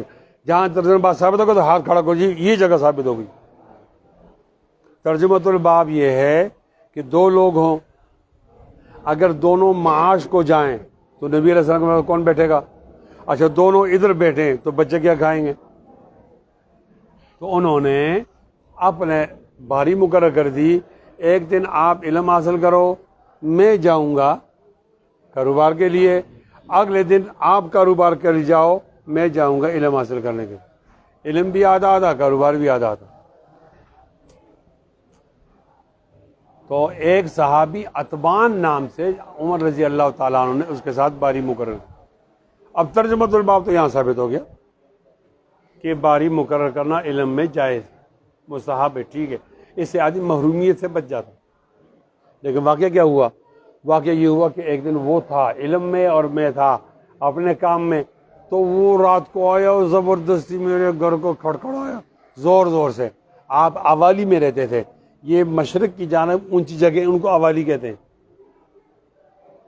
تو کہ اسما ہوا، وہ اندر ہے کون؟ عمر. انہوں نے کہا میں بہت گھبرایا. انہوں نے کہا جی بہت، میں بارہ کیا ہوا؟ کہا بہت بڑا حادثہ ہو گیا آج. کیا ہوا؟ تو جناب عمر کہنے میں پریشان ہوا. ان دنوں یہ چرچا تھا کہ ملک غسان حملہ کریں گے مدینے پر، یہ بات تھی. تو صاحب اس کی تیاری کر رہے تھے. تو ہو سکتا ہے کہ وہ آدمی آ گیا، حملہ کر گیا اور ہم تیار نہیں آ گئے تھے. تو کیا اجا ملک غسان، اوے ملک غسان آ گیا. انہوں نے کہا نہیں، حادثہ غسان کے آنے سے بھی بڑا ہے. کیا بڑا ہے؟ کہ نبی علیہ السلام نے اپنی بیویوں کو چھوڑ دیا. انہوں نے کہا رات جتنی گزری تھی گزر گئی، بہت صبح سویرے گیا تو سب سے پہلے میں اپنی بیٹی کے پاس گیا اور بیٹی سے کہا کہ آپ کو نبی نے طلاق دے دی. انہوں نے کہا مجھے نہیں پتا، طلاق کا تو مجھے نہیں پتا. کچھ مجھے اطمینان ہو گیا کہ طلاق ہوتی تو ان کو تو بتا دیں. جب نبی علیہ السلام کے پاس گئے، اجازت مانگی. اچھا وہاں جانا اجازت کے بغیر نہیں ہوتا تھا. اجازت مانگی، نہیں ملی. دوبارہ نہیں ملی. 3 بار نہیں، چوتھی بار مل گئی. جب ملی تو آپ نے کہا، کھڑے کھڑے پوچھا کیا آپ نے ازواج کو طلاق دے دی؟ انہوں نے کہا نہیں. یہ ہوا واقعہ. اپنی بیٹی سے کہا دیکھو یہ جو عائشہ نے، اس کے ساتھ سیالی نہیں کرو، عائشہ کے ساتھ مقابلہ نہیں کرو. نبی علیہ السلام اسے زیادہ محبت کریں گے تو تم یہ نہیں سوچو کہ میرے ساتھ بھی محبت کرے اتنی، بس اپنی حال میں رہو. صرف نبی علیہ السلام کے نکاح میں رہنا بھی بہت بڑی عبادت، بہت بڑی سعادت ہے. ترجمۃ الباب کے ثابت ہو، دیکھو لڑکے اور لڑکیاں سب بولے، یہاں ترجمۃ الباب ثابت ہو گیا ہے. کیا فرمایا؟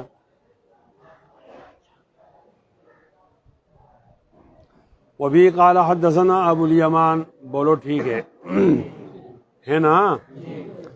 قال اخبرنا شعیب عن الزہری وحدثنا قال ابن وهب اخبرنا یونس عن ابن شهاب عن عبید اللہ ابن عبد اللہ ابن ابی ثور عن عبد اللہ ابن عباس ایک آتے ہیں عبیداللہ بن عبداللہ بن عتبہ، یہ ابی ثور ہیں، انہوں نے وہ بھی عبداللہ بن عباس سے روایت کرتے ہیں عن عمر رضی اللہ تعالیٰ عنہ قال كنت انا وجار لی من انصاری فی بنی امیہ ابن زید، بنی امیہ ابن زید کے علاقے میں تھا اور ایک میرا پڑوسی تھا انصار میں سے، وہی من عوالی المدینہ، یہ بنی امیہ ابن زید یہ عوالی مدینہ میں تھا، وَكُنَّا نَتَنَاوَبُ النُّزُولَ عَلَى رسول اللہ صلی اللہ علیہ وسلم، اور نبی علیہ السلام کے پاس آنے میں ہم نے باری مقرر کی تھی۔ ترجمہ میں آ گیا، سمجھ میں آ گیا؟ وَكُنْ يَنزِلُ يَوْمًا وَأَنزِلِ يَوْمًا، اس کی تفسیر ہے، ایک دن وہ آتے تھے ایک دن میں آتا تھا، فَإِذَا نَزَلْتُ جِئْتُ بِخَبَرِ ذَلِكَ الْيَوْمِ، جب میں نبی علیہ السلام کے پاس آتا تو اس دن کی ساری خبریں ان کو بتاتا، من الوحی وحی وغیرہ، جو وحی ہوتی وہی بتاتا، اور کوئی احکامات بتاتے یا واقعہ ہوتا وہی بتاتا، وَإِذَا نَزَلَ، اور جب وہ آتا فَعَلَ مِثْلَ ذَلِكَ، وہ بھی اسی طرح فعل کرتا۔ فنزل صاحبی الانصاری، ایک دن میرا ساتھی انصاری آیا تھا، یوم نوبتی، اپنی باری کے دن میں، فضرب بابی ضربا شدیدا، میں نے دروازے کو مارا زور زور سے، فقال اثم ہوا، ثم نہیں، ثم اس جگہ، اس جگہ وہ اندر ہے، اس جگہ پہ وہ ہے، مراد جناب عمر رضی اللہ تعالیٰ عنہ۔ تو کیا کہا؟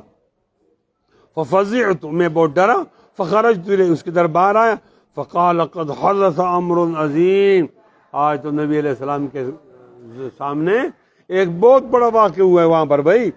فدخلت علی، پھر یہاں پر اختصار ہے، تفصیل میں یہ کہا، میں نے پوچھا کہ ملک غسان آ گیا، انہوں نے کہا یہ معاملہ اس سے بھی بڑا ہے، تو میں نے کہا پھر کیا ہوا؟ کہ نبی علیہ السلام نے اپنے گھر والیوں کو طلاق دے دی۔ اچھا طلاق دے دی؟ تو میں صبح گیا اور میں نے وہ آگے بات آ گئی، فدخلت علی حفصہ فاذا ہی تبکی، میں حفصہ کے پاس آئی، وہ رو رہی تھی، فقلت اطلقکن رسول اللہ صلی اللہ، آپ لوگوں کو، امہات کو، ازواج کو نبی علیہ السلام طلاق دے دیے؟ قالت لا ادری، نہیں مجھے نہیں پتا۔ ثم دخلت علی النبی صلی اللہ، فقلت وانا قائم، میں نے کھڑے کھڑے پوچھا، پریشانی تھی، بیٹھا نہیں، آداب نہیں لائے، شروع میں بغیر آداب کی کھڑے کھڑے کیا کہا؟ اطلقت نساءک، آپ نے اپنی ازواج کو طلاق دے دیے؟ قال لا، کہا نہیں۔ فقل اللہ اکبر، اللہ اکبر، اس کے دو معنی ہو سکتے ہیں، تعجب کے لیے کہا، او یار اس نے تو مجھے بتایا تھا کہ انہوں نے طلاق دی تھی، طلاق تو نہیں دی، تو تعجب اس پر طلاق کا کیوں بتا دیا؟ اور دوسرا اللہ اکبر، تعجب پر نہیں، عافیت پر، کہ اچھا ہوا ابھی تک طلاق نہیں دی، معاملہ سدھر جائے گا، طلاق دی ہوتی پھر معاملے کا سدھرنا مشکل تھا، اللہ اکبر اس بنیاد پر کہا۔ بولو سبحان اللہ، انہوں نے بھی سبحان اللہ کہا نا، بولو اللہ اکبر۔ آگے چلو، آگے چلو لڑکو، طلبہ اور طالبات آگے چلو۔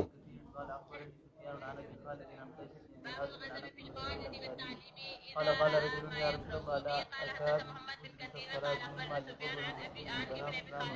فما رأيت النبي صلى الله عليه وسلم ثم إذا حتى غضب من يومئذ فقال أيها الناس أيكم منافقون فمن صلى بالناس فليفكر فإنكم مريض ضعيفا وفي قال حدثنا عبد الله بن محمد قال حدثنا ابو عامر العقدي قال حدثنا سليمان بن بلال بن عن ربيعة بن ابي عبد الرحمن عن زيد بن خالد الكوفي ان النبي صلى الله عليه وسلم ساله رجل عن الحكمة فقال اعرف حكاءها او قال رعاها وعقاصها ثم عرفها سنة ثم استمتع بها فإن جاء ربها فأتها إليه قال فظلت الجبين فغضب حتى أحمرت وجنتاه أو قال أحمر وجهه فقال مالك ولها تعاسف أسقاؤها وحذاؤها ترد الماء وترعي الشجرة فذرها حتى ما ربها قال فقال الذي غنم قال لك أولي عند أولي وبه قال حدثنا محمد بن العلاء قال حدثنا ابو جامع عن بريد عن ابي بكر عن ابي موسى قال سئل النبي صلى الله عليه وسلم عن اشياء كرا فلما اكثر عليه غضب ثم قال للناس سلوني عما شئتم فقال رجل من ابي قال ابو قحافه فقام اخر فقال من ابي يا رسول الله قال ابو سالم مولى شيبه فلما راى عمر ما في وجهه قال يا رسول الله انا نتوب الى الله عز وجل. اس باب میں 3 روایتیں ہیں. ایک روایت ہے ابو مسعود انصاری کی اور دوسری روایت ہے خالد جوہنی کی رضی اللہ عنہما اور تیسری روایت ہے ابو موسیٰ اشعری کی. توجہ ہے؟ نیچے نہیں دیکھو، اوپر دیکھو. ترجمۃ الباب ہے کیا استاد غصہ کر سکتا ہے دوران تعلیم؟ جواب جی ہاں. استاد دوران تعلیم غصہ کرتا ہے. جب وہ سمجھے کہ فلاں بات غلط ہے تو وہ ڈانٹ سکتا. تو انہوں نے اس طرح کی روایتیں لائی. غصہ محمود ہے یا مذموم ہے؟ غصہ تو اچھی چیز نہیں ہے. وہ ہے نا والعافین عن الناس، کیا ہے؟ کاظمین الغیظ، کہ مومن وہ ہوتا ہے جو غصے کو پی جانے والا ہے. تو اس سے یہ بات سامنے آتی تھی کہ مومن کو غصہ نہیں کرنا چاہیے. پھر عالم کو تو بالکل نہیں کرنا چاہیے، محدث بخاری پڑھانا نہیں کرنا چاہیے. تو امام صاحب یہاں یہ باب لائیں کہ نہیں بھائی وہ انسان ہے، آپ غلطی کرو گے، آپس میں باتیں کریں، انسان نہیں ڈانٹے گا. کیا وہ یوٹیوب ہے ہو نا، تو یہ کرنا چاہیے. ایک روایت ہے ابو موسیٰ انصاری کی، ان کے نبی علیہ الصلوۃ والسلام کے سامنے ایک بات آئی کہ جی ہمارا امام بہت لمبی نماز پڑھاتا ہے. تو آپ کو غصہ آیا، اور نبی علیہ السلام کا غصہ آنا معلوم ہو جاتا تھا، آپ کے چہرے کا رنگ سرخ ہو جاتا. کأنما فقیا وجنتیہ الرمان، گویا کہ نچوڑا گیا آپ کے مبارک رخساروں پر انار. اور جب آپ کا غصہ ٹھنڈا ہو جاتا تو وہ چلی جاتی. آپ صلی اللہ علیہ وسلم کے مبارک چہرے میں رگیں تھیں. یہ میں کہتا ہوں، طالب علم کو کہتا ہوں، طالب علم بھی کہہ سکتا ہے نا.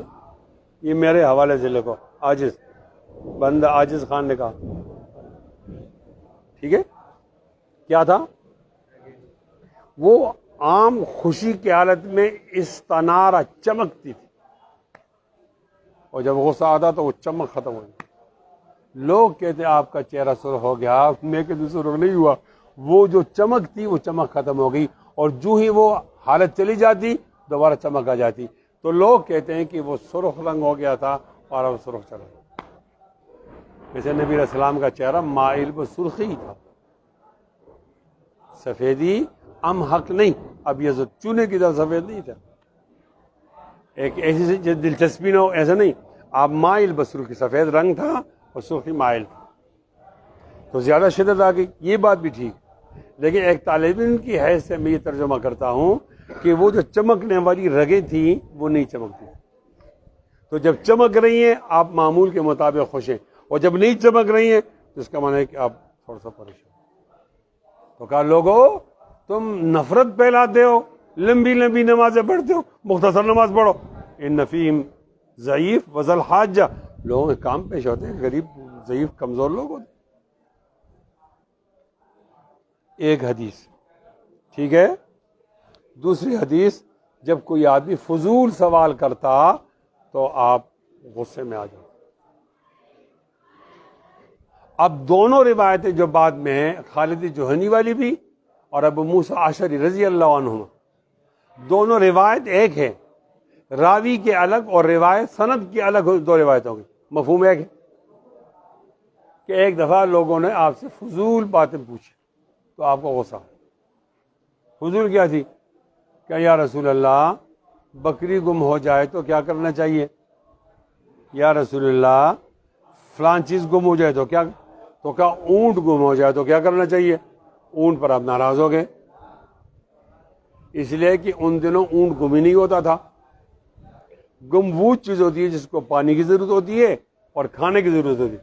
اور یہ اونٹ کے اندر خزانہ ہوتا ہے, وہاں پر مال رکھا ہوتا ہے, کوہان میں چربی ہوتی ہے, وہ چربی پگھلتی ہے بھوک کے لیے اور پیاس کے لیے بھی کافی ہوتی ہے. تو پھر جب آپ کا وہ گم ہو گیا, اس سے کسی مالک سے اس کا اونٹ گم ہو گیا, تو ادھر ادھر ہوگا نا, آپ اس کو پکڑ دو, پھر سوال کیوں کرتے ہو؟ وہ تو گم ہی نہیں ہوتا. گم تو ہوتا ہے بکری اور بھیڑ وغیرہ. تو آپ صلی اللہ علیہ وسلم غصے میں آئے, تو آپ نے کہا سلونی اما, پوچھو یار, سوالات ہی پوچھتے رہتے, پوچھو, میں ہر بات کا جواب دوں گا. تو ایک آدمی تھا عبداللہ بن حذافہ, تو اس نے کہا آپ بتائیے میرا باپ کون ہے؟ آپ نے کہا آپ کا باپ حذافہ ہے. دوسرے نے کہا میرا باپ کون ہے؟ آپ نے کہا آپ کا باپ سالم ہے, شیبہ کا غلام ہے. عمر رضی اللہ تعالیٰ نے دیکھا کہ یہ معاملہ, یہ نبی علیہ السلام تو اب ناراض ہیں سوال کرنے پر, وہ تو سوال کر رہے ہیں مسلسل, تو اور ناراض کر رہے ہیں. تو آپ نے کہا جی معاف کیجئے, ہم سے غلطی ہو گئی, ہم فضول سوال نہیں کریں گے, معاف کیجئے. اور الفاظ کیا تھے؟ رضیت باللہ ربا وبالاسلام دینا وبمحمد النبی صلی اللہ علیہ وسلم فما زال یکررها حتی سکت. آپ برابر کہتے رہے یہاں تک کہ نبی رسول میں غصہ ختم ہوا. تو تینوں روایت سے معلوم ہوا کہ مکروہ ناپسندیدہ چیز کو دیکھ کر آپ کو غصہ آیا, اس کا معنی ہے کہ استاد غصہ کر سکتے. وہ جو عبداللہ بن حذافہ تھا, اس کے بارے میں لوگ کہتے تھے کہ اس کی شکل نہیں ملتی باپ سے, یہ کسی اور کا بیٹا. لوگوں کا طریقہ ہوتا ہے نا کہ اگر کسی بچے کا شکل باپ سے نہیں ملتی یا ماں سے نہیں ملتی, تو پھر پڑوسی کی شکل کو تلاش کر دے کہ اس کی آنکھ پڑوسی کی طرح ہے, سمجھ گئے نا, اس کی ناک فلاں پڑوسی کی طرح ہو, نہ ہو یہ اس کا بیٹا ہو. تو نبی علیہ الصلوۃ والسلام نے ایک جملہ بول کر بہت بڑا پردے کی چادر ڈال دی اور نسب محفوظ ہو گیا. کہا الولد للفراش وللآخر الحجر. الولد للفراش, بیٹا اسی کا ہے جس سے پیدا ہوا, وہ جس کی نکاح میں ہے, جس کا فراش ہے, جس کا بستر ہے, بیٹا تو اسی کا ہے. وللآخر الحجر, اور زانی کے لیے پتھر ہے, محروم, نسب ثابت نہیں ہوگا, زنا سے نسب ثابت نہیں ہوگا. وللآخر الحجر. اس بات کو یہاں چھوڑو. وہ حذافہ گھر گیا, بڑا خوش تھا, ماں سے کہا مبارک ہو. کیا مبارک ہو؟ کہ میں نے نبی علیہ السلام سے پوچھا کہ میرا باپ کون ہے, تو اس نے وہی بتایا جو تمہارا خاوند حذافہ بتایا. ماں نے کہا یہ مبارک کی بات ہے, یہ تو تم مجھے ذلیل کرنے لگے ہو. اللہ نے میرے پڑھا بتایا, اس لیے کہ جاہلیت میں تو ہم سے تو غلطیاں ہوتی تھی, اور پھر زنا کے بارے میں اتنی سخت پابندی تو نہیں تھی. اگر اور لوگوں کی طرح میں بھی غلطی کرتی اور آج آپ پوچھتے کہ میرا باپ کون ہے, تو نبی علیہ السلام نے نطفے والے کا نام لینا تھا, تو آپ تو مجھے ذلیل کر دیتا. بیٹے نے کہا کچھ بھی ہو, اگر نبی علیہ السلام کسی اور کا نام لیتا نا, تو میں اس سے اپنے نسب کو جوڑتا اور میں حذافہ سے نہ جوڑتا. ٹھیک ہے, تو کیا آیا؟ الولد للفراش وللآخر الحجر. آگے ایک حدیث آ رہی ہے, روایت مجھے یاد نہیں پڑتا کہ وہ بخاری ثانی میں ہے. بخاری ثانی میں تو ہے, کتاب التفسیر میں, یہاں ہے یا نہیں, کہ عبداللہ بن سلام رضی اللہ تعالیٰ عنہ نبی علیہ الصلوۃ والسلام پر سے ملے اور اس سے کہا کہ میں نہیں جانتا کہ آپ سچے نبی ہیں یا نہیں ہیں, لیکن میں آپ سے 3 سوال کروں گا, اگر آپ نے جواب ٹھیک دیا تو پھر آپ نبی. تو آپ نے فرمایا پھر مانو گے؟ کہا مانوں گا. تو پہلے سوال یہ کہ قیامت کی بڑی نشانی کیا ہے. دوسرا سوال یہ کیا کہ جنتیوں کا پہلا کھانا کیا ہے. اور تیسرا سوال یہ کیا کہ یہ کیا بات ہے کہ لڑکا اور لڑکی جب پیدا ہوتے ہیں تو اس کی شکل یا ماں کی طرح ہوتی ہے یا باپ کی طرح ہوتی ہے, اسی کیا وجہ. تو عبداللہ بن سلام نبی علیہ السلام نے کہا مجھے تو جوابات نہیں معلوم تھے, ابھی فرشتہ آیا جبرائیل, اسے بتا دیے.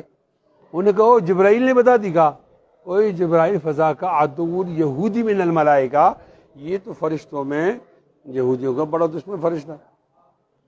یہ ترجمۃ الباب کی مطابقت ہے. وہاں آیت ہے قل من کان عدوا لجبریل فانہ نزلہ علی قلبک باذن اللہ، نیچے یہ ہے. اور فضا کا عدو الیہود یہ مطابقت ہو گئی، اس کو وہاں چھوڑو، وہاں وہ کام آئے گا. دوسرا پہلے سوال یہ دیا کہ ایک آگ جلائی جائے گی، لوگ آگ سے ڈر کے مارے دنیا کے کونے میں جمع ہو جائیں گے. آگ کو لوگ بجھائیں گے تو نہیں بجھے گی، وہ آگ پانی میں بھی چلے گی، فصل میں بھی چلے گی، ریت میں بھی چلے گی، جہاں حکم ہوگا وہ وہاں بجھے گی. انہوں نے کہا یہ ٹھیک ہے، نیند آتی ہے. دوسرا کہا کہ یہ جو مچھلی ہے نا، اس کا وہ ہے کبد، جگر کے اوپر تھوڑا سا وہ گوشت ہوتا ہے لذیذ. یہ لذیذ گوشت اللہ تعالیٰ جمع کر کے بھون کر جنتیوں کھلائیں گے. صبح جانا ہے نا، کھانا ہے نا انشاءاللہ. اور تیسری بات جو بتائی لڑکے اور لڑکی کے بارے میں کہ رحم مادر میں اگر باپ کا مادہ منویہ پہلے پہنچ جاتا ہے تو پیدا ہونے والا لڑکی اور لڑکی باپ کی طرح ہوتی ہے، اور اگر ماں کا مادہ منویہ پہلے پیدا ہوتا ہے تو اس کی شکل جو ہوتی ہے وہ ماں کی طرح ہوتی ہے. آپ نے کہا صدقتا، آپ نے تینوں جوابات ٹھیک دیکھے. پھر مانو کہا نہیں، پہلے یہودیوں کو بلاؤ. یہودیوں کو بلایا اور کہا لوگوں آپ جانتے ہو عبداللہ بن سلام کیسے؟ وہ عالمنا وابن عالمنا، ہمارا عالم ہے، اس کا باپ بھی. اگر وہ مجھے نبی مانے گا تو آپ مانو گے؟ کہا ہاں. عبداللہ بن سلام آؤ. انہوں نے کہا میں تو مانتا ہوں، اشہد ان لا الہ الا اللہ واشہد ان محمدا عبدہ ورسولہ.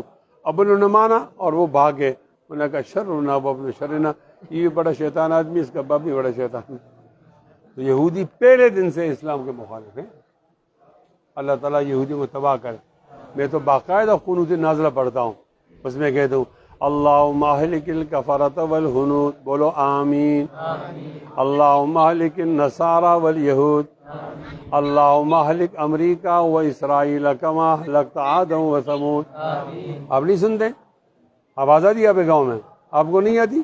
یہ میں پڑھ دوں، آپ بھی پڑھا کرو. سنت ہے بھائی، آپ نہیں سنتے تو پھر پڑھا کرو. تو کیا کہا؟ ہاں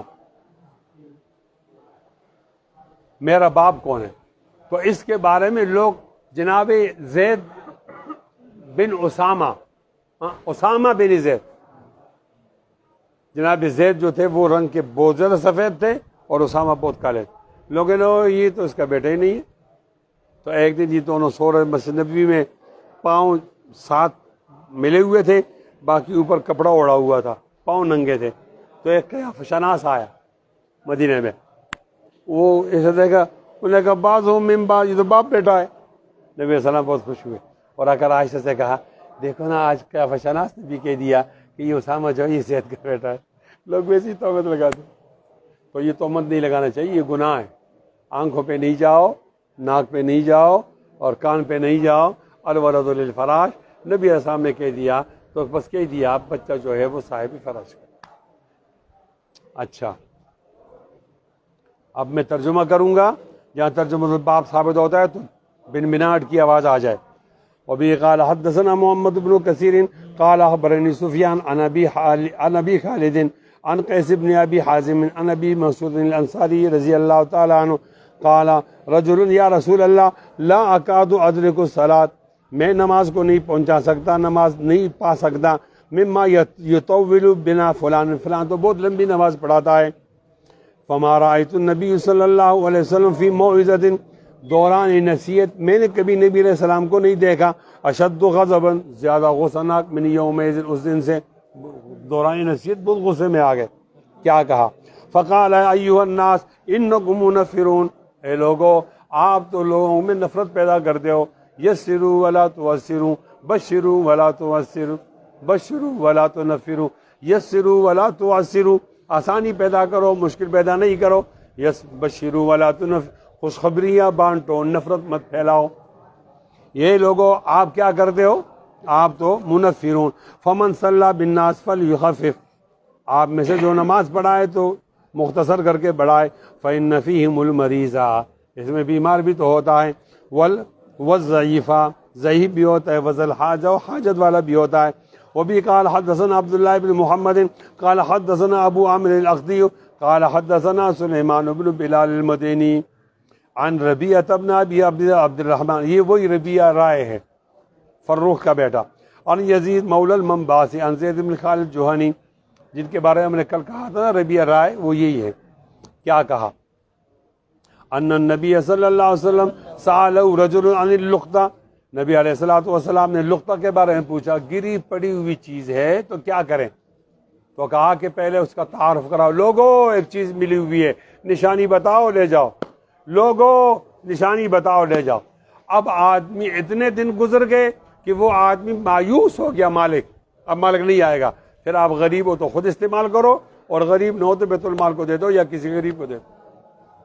لیکن عام طور پر اس کا طریقہ یہ ہوگا کہ چیز کی قیمت کی بنیاد پر ہو جائے گا. کم قیمت چیز پر تھوڑا انتظار کرو، زیادہ چیز ہو تو زیادہ انتظار، زیادہ قیمت ہو. اور وکاہ، کبھی وکاہ کا وعاہ کا، کہ جو آپ کے پاس شاپر ہے وہ شاپر کو تعارف کراؤ. جو آپ نے بستہ بنایا، چیز کو بستہ ہے نا وہ پرس وغیرہ، اس کا آپ کیا کرو؟ تعارف کراؤ. وَإِقَاسَهَا ثُمَّ عَرَّفَ سَنَةً، ایک سال تک تعریف کرو، اعلان کرو کسی کی چیز گمی ہوئے، نشان لے بتاؤ لے جاؤ. ثُمَّ اسْتَمْتَعَ بِهَا، پھر اگر آپ غریب ہو تو اس سے خود فائدہ اٹھاؤ. فَإِنْ جَاءَ رَبُّهَا فَأَدَّهَا إِلَيْهِ، خاوند آگے تو دے دو اس کو. اور قال فضالت الابل، اب ایک آدمی نے یہ سوال کیا، اس سوال کا تک بنتا تھا. بولو بھائی وہ چیز جو کسی شاپر میں اس کا پوچھتے ہو، وہ زالت الابل وہ کدھر گم ہوتا ہے؟ فضالت گم شدہ اونٹ کا. فغضب، آپ غصے میں آئے. حتی احمرت وجہتہ، یہاں تک کہ آپ کے دونوں گال رخسار مبارک سرخ ہو گئے. وقال احمر وجہہ، اور ایک راوی نے کہا وجنتہ نہیں کہا، وجہ کہا. فقال ما لک ولہا، آپ کو کیا پڑی ہے اس کے اونٹ کے ساتھ؟ اونٹ کے والے کیوں پریشان ہو رہے ہو؟ وہ تو گم نہیں ہو رہا، مالک اس کو پالے گا، مالک پالے گا اس کو. ماہا سقاؤہا وحذاؤہا، اس کے بعد اس کے پینے کا برتن بھی ہے، اس کی جدی بھی ہے. ترد الماء وترعى شجر، وہ پانی کے بعد جائے گا تو پانی پیے گا. وترعى شجر، اور جب جائے گا درخت کے بعد تو اس کی گردن لمبی ہے، وہ چر لے گا. فذرها حتى يلقاها ربها، چھوڑ دو اس کو اپنی حالت میں تاکہ وہ اپنے مالک سے ملے. ان کو کتاب دو نا مولانا متین صاحب کو، کتابیں کم ہو گئی ہیں تم ادھر ادھر. ٹھیک ہے، پھر کیا کہا؟ فقال فضالت الغنم، اے بیڑ بکری اگر وہ گم ہو گئی تو. قال لک او لاخیک او للذئب، پکڑو آپ کے بھائی کی ہے، آگے دے دو. پکڑو آپ کے بھائی کی ہے، آپ دے دو. بھائی ایک سال تک نہیں ملا، آپ غریب ہو تو آپ کی ہے، اور نہیں پکڑی تو وہ بھیڑیے کی ہے. پڑھو مولانا متین صاحب، یہ روایت گزری، صرف آپ قرات پڑھ لو، اس کی عبارت کرو. حدثنا محمد بن علا پڑھو.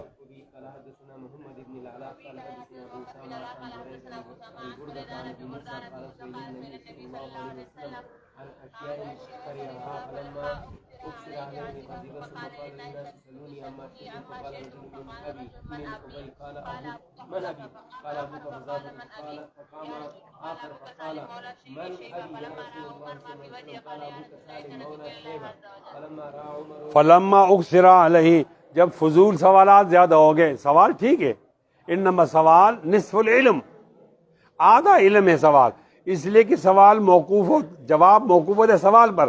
عالم اتنی تحقیق سے جواب دے گا تو سوال پر دے گا نا، آپ سوال کرو گے تو لہذا حسن سوال نصف علم.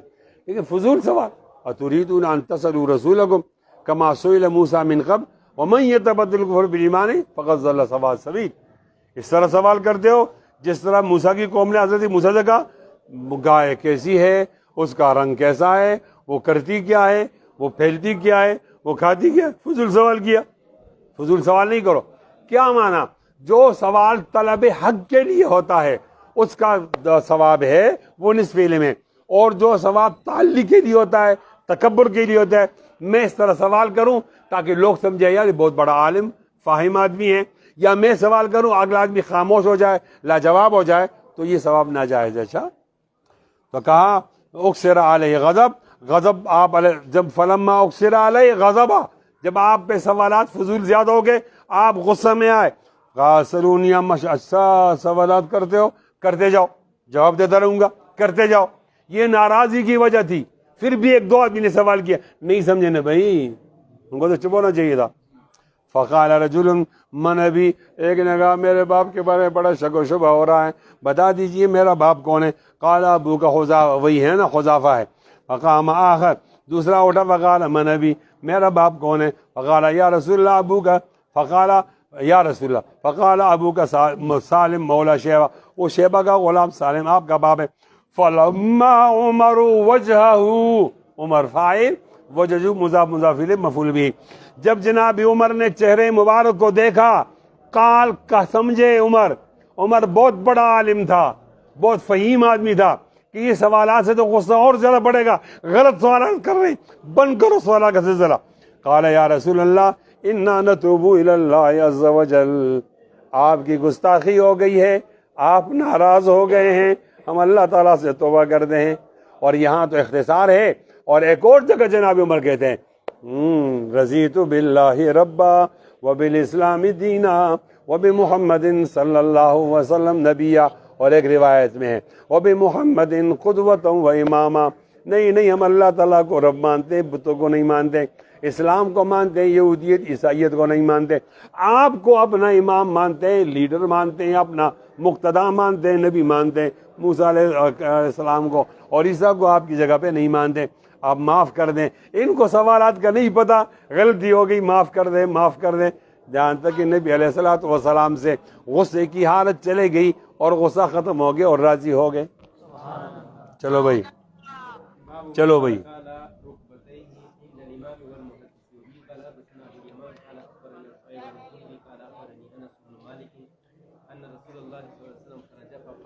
یہ وہی روایت ہے, امام صاحب کی عادت, روایت ایک مطلب زیادہ, کہ آپ استاد کے سامنے بیٹھو تو دو زانو بیٹھو.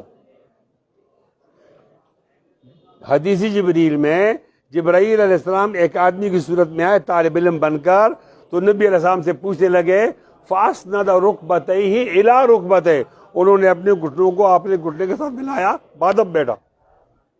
ادب سے رہو گے تو کچھ پالو گے, بے ادبی سے کچھ نہیں پالو گے. ہلو, ادب, الدین کلہ ادب, دین سارا کا سارا ادب ہے. ہمارے مغلیہ حکمرانوں میں جو آخری حکمران تھا یہ عالم بھی تھا اور شاعر بھی تھا, لیکن اس کی حکومت ہی ختم ہو گئی, انگریز آئے. اس کا نام تھا بہادر شاہ ظفر. اس نے ایک بہت عجیب شعر پڑھا, آپ تو یاد نہیں کرتے اس لیے کہ آپ کا ذوق نہیں ہے, لکھانے تو نہیں دوں گا, ایسے یاد کرو تو ٹھیک. وہ کہتا ہے نہ ہو جس میں ادب اور لدا ہو کتابوں سے, لدا ایک کتاب, دوسری کتاب, سب اس کے اوپر رکھو, یہ بہت علم حاصل کر لیا. نہ ہو جس میں ادب اور لدا ہو کتابوں سے, ظفر اس آدمی کا ہم تصور بیل کرتے ہیں. ظفر اس آدمی کا ہم تصور کہتے ہیں. ایک عالم تھا, بہت بڑا علم کیا, بہت بڑا علم کی حکمت بھی تو چاہیے. تو اس نے اپنی ساری کتابیں ایک گدے گھوڑے پہ لی اور آ رہا تھا. تو آگے راستے میں بڑے بڑے وہ فصل تھی, خشک, وہ تنہائی تھی, بہت زیادہ ویران تھا. ایک عورت آئی, اس نے کہا کہاں سے آ رہا ہو؟ کہا میں علم حاصل کیا. اس نے کہا سارا علم حاصل کیا؟ اس نے کہا کوئی رہتا تو نہیں؟ کہا نہیں, یہ تو کتابیں دیکھو. اس نے کہا عورتوں کا مکر, یہ باب آپ نے پڑھا؟ اس نے کہا عورت کیا چیز ہے, مکر کیا چیز؟ تو اس نے کہا پھر کر کے دکھاؤں کا. تو اس نے چیخی وہ زور سے, خدا کے لیے بچاؤ, خدا کے لیے بچاؤ. اب اور کوئی نہیں ہے, ایک مرد ہے ایک عورت ہے, تو بچانے کا کیا مانا؟ کس آدمی سے مجھے بچاؤ نا. تو لوگ دوڑ دوڑ کر آئے, دوڑ دوڑ کر آئے. اب جب لوگ آ رہے تھے تو پولیس اب پریشان ہو گیا کہ اس نے تو بہت بڑا مکر کر دیا, اب تو میں پکڑا جاؤں گا, مارا جاؤں گا. تو اس نے کہا میں نے یہ باب نہیں پڑھا, یہ میں تم سے پڑھوں گا, ابھی مجھے بچاؤ. مجھ سے یہ باب رہ گیا تھا, اب میں آپ بارے پڑھوں گا, ابھی تو لوگ مجھے ماریں گے, اب مجھے بچاؤ. اس نے کہا مجھے طریقہ آتا ہے. جب لوگ آئے, کیا ہوا؟ اس نے کہا یہ آدمی تو فرشتہ بن کر آیا, بہت بڑا سانپ آیا تھا, میں نے چیخے میں مجھے بچاؤ, اچانک یہ آ گیا, اس نے اس سانپ سے مجھے بچا دیا. بچا نہیں بچا. ان کیدکن عظیم. یہ موضوع نہیں ہے, موضوع یہ نہیں ہے, موضوع یہ ہے کہ ادب سے بیٹھو. ظفر نے کیا کہا, نہ ہو جس میں ادب اور لدا ہو کتابوں سے.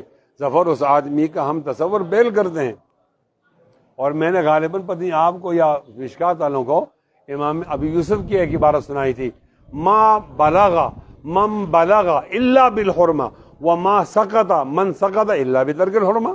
بہت سارے لوگ پیدا ہوتے ہیں, بہت سارے عالم بھی ہوتے ہیں, گم ہو جاتے. جو بلندیوں, شہرت کی بلندی پہ چڑھا, قبولیت کی بلندی پر, وہ ادب کی وجہ سے چڑھا. ما بلغا من بلغا الا بالحرمہ. اور جو نیچے گرا, ما سقط من سقط الا بترک الحرمہ, وہ آدمی جو ادب نہیں کرتا اس کا علم نافع نہیں ہوتا. ایک اور شعر میں نے آپ کو سنایا تھا, لیس الجمال باثواب تزیننا بل الجمال جمال العلم والادب. وہ جمال نہیں ہے جو آپ کپڑوں کے ذریعے حاصل کرتے ہو, بل جمال وہ ہے علم اور ادب والا. وہ اس کے کپڑے حسین ہے, جب وہ بولتا ہے منہ سے موتی نکالتا ہے. لیس الیتیم الذی قد مات والدہ, یتیم وہ نہیں ہے جس کا باپ مر جائے, بل الیتیم یتیم العلم والادب. تو کیا کہا یہاں, یہ کہا کہ ادب سے بیٹھو. اور باب من برک علی رکبتہ عند الامام او المحدث. وبی قال حدثنا ابو الیمان قال اخبرنا شعیب عن الزہری قال اخبرنی انس بن مالک رضی اللہ تعالی عنہ عنہم ان رسول اللہ, اونچی آواز میں اور اونچا, 3 دفعہ مسلسل پڑھو, اونچا پڑھو.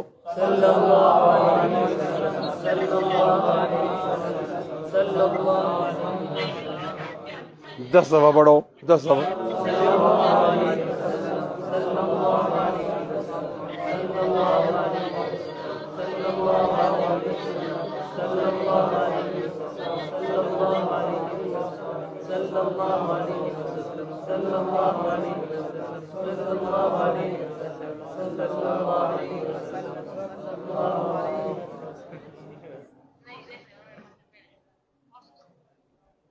تو کیا کہا, ان رسول اللہ صلی اللہ علیہ وسلم خرج فقام عبداللہ بن حذافہ. یہ کہتے ہیں کہ آپ نکلے اور وہاں آپ مجلس میں بیٹھے ہوئے, دونوں باتیں ہو سکتی. مجلس میں بیٹھے ہوئے اور اب نکل رہے ہیں, تو آگے سے آئے, انہوں نے کہا جی کیا, مجھے بتاؤ میرا باپ کون. فقال من ابی فقال ابوک حذافۃ ثم اکثر ان یقول سلونی. چلو بھائی, ثم اکثر, پھر لوگوں نے زیادہ سوال کیے تو آپ نے کہا پوچھو, پوچھتے رہو. سلونی, پوچھو. فبرک عمر وعلی رکبتہ, عمر 2 زانو بیٹھے اپنے زانوؤں پر. فقال, کہنے لگے, رضینا باللہ ربا وبالاسلام دینا وبمحمد صلی اللہ علیہ وسلم نبیا. ثلاثا فسکت. ایک میں ہے وما یزال یکرر, بار بار کہتے ہیں. جی آگے چلو. جی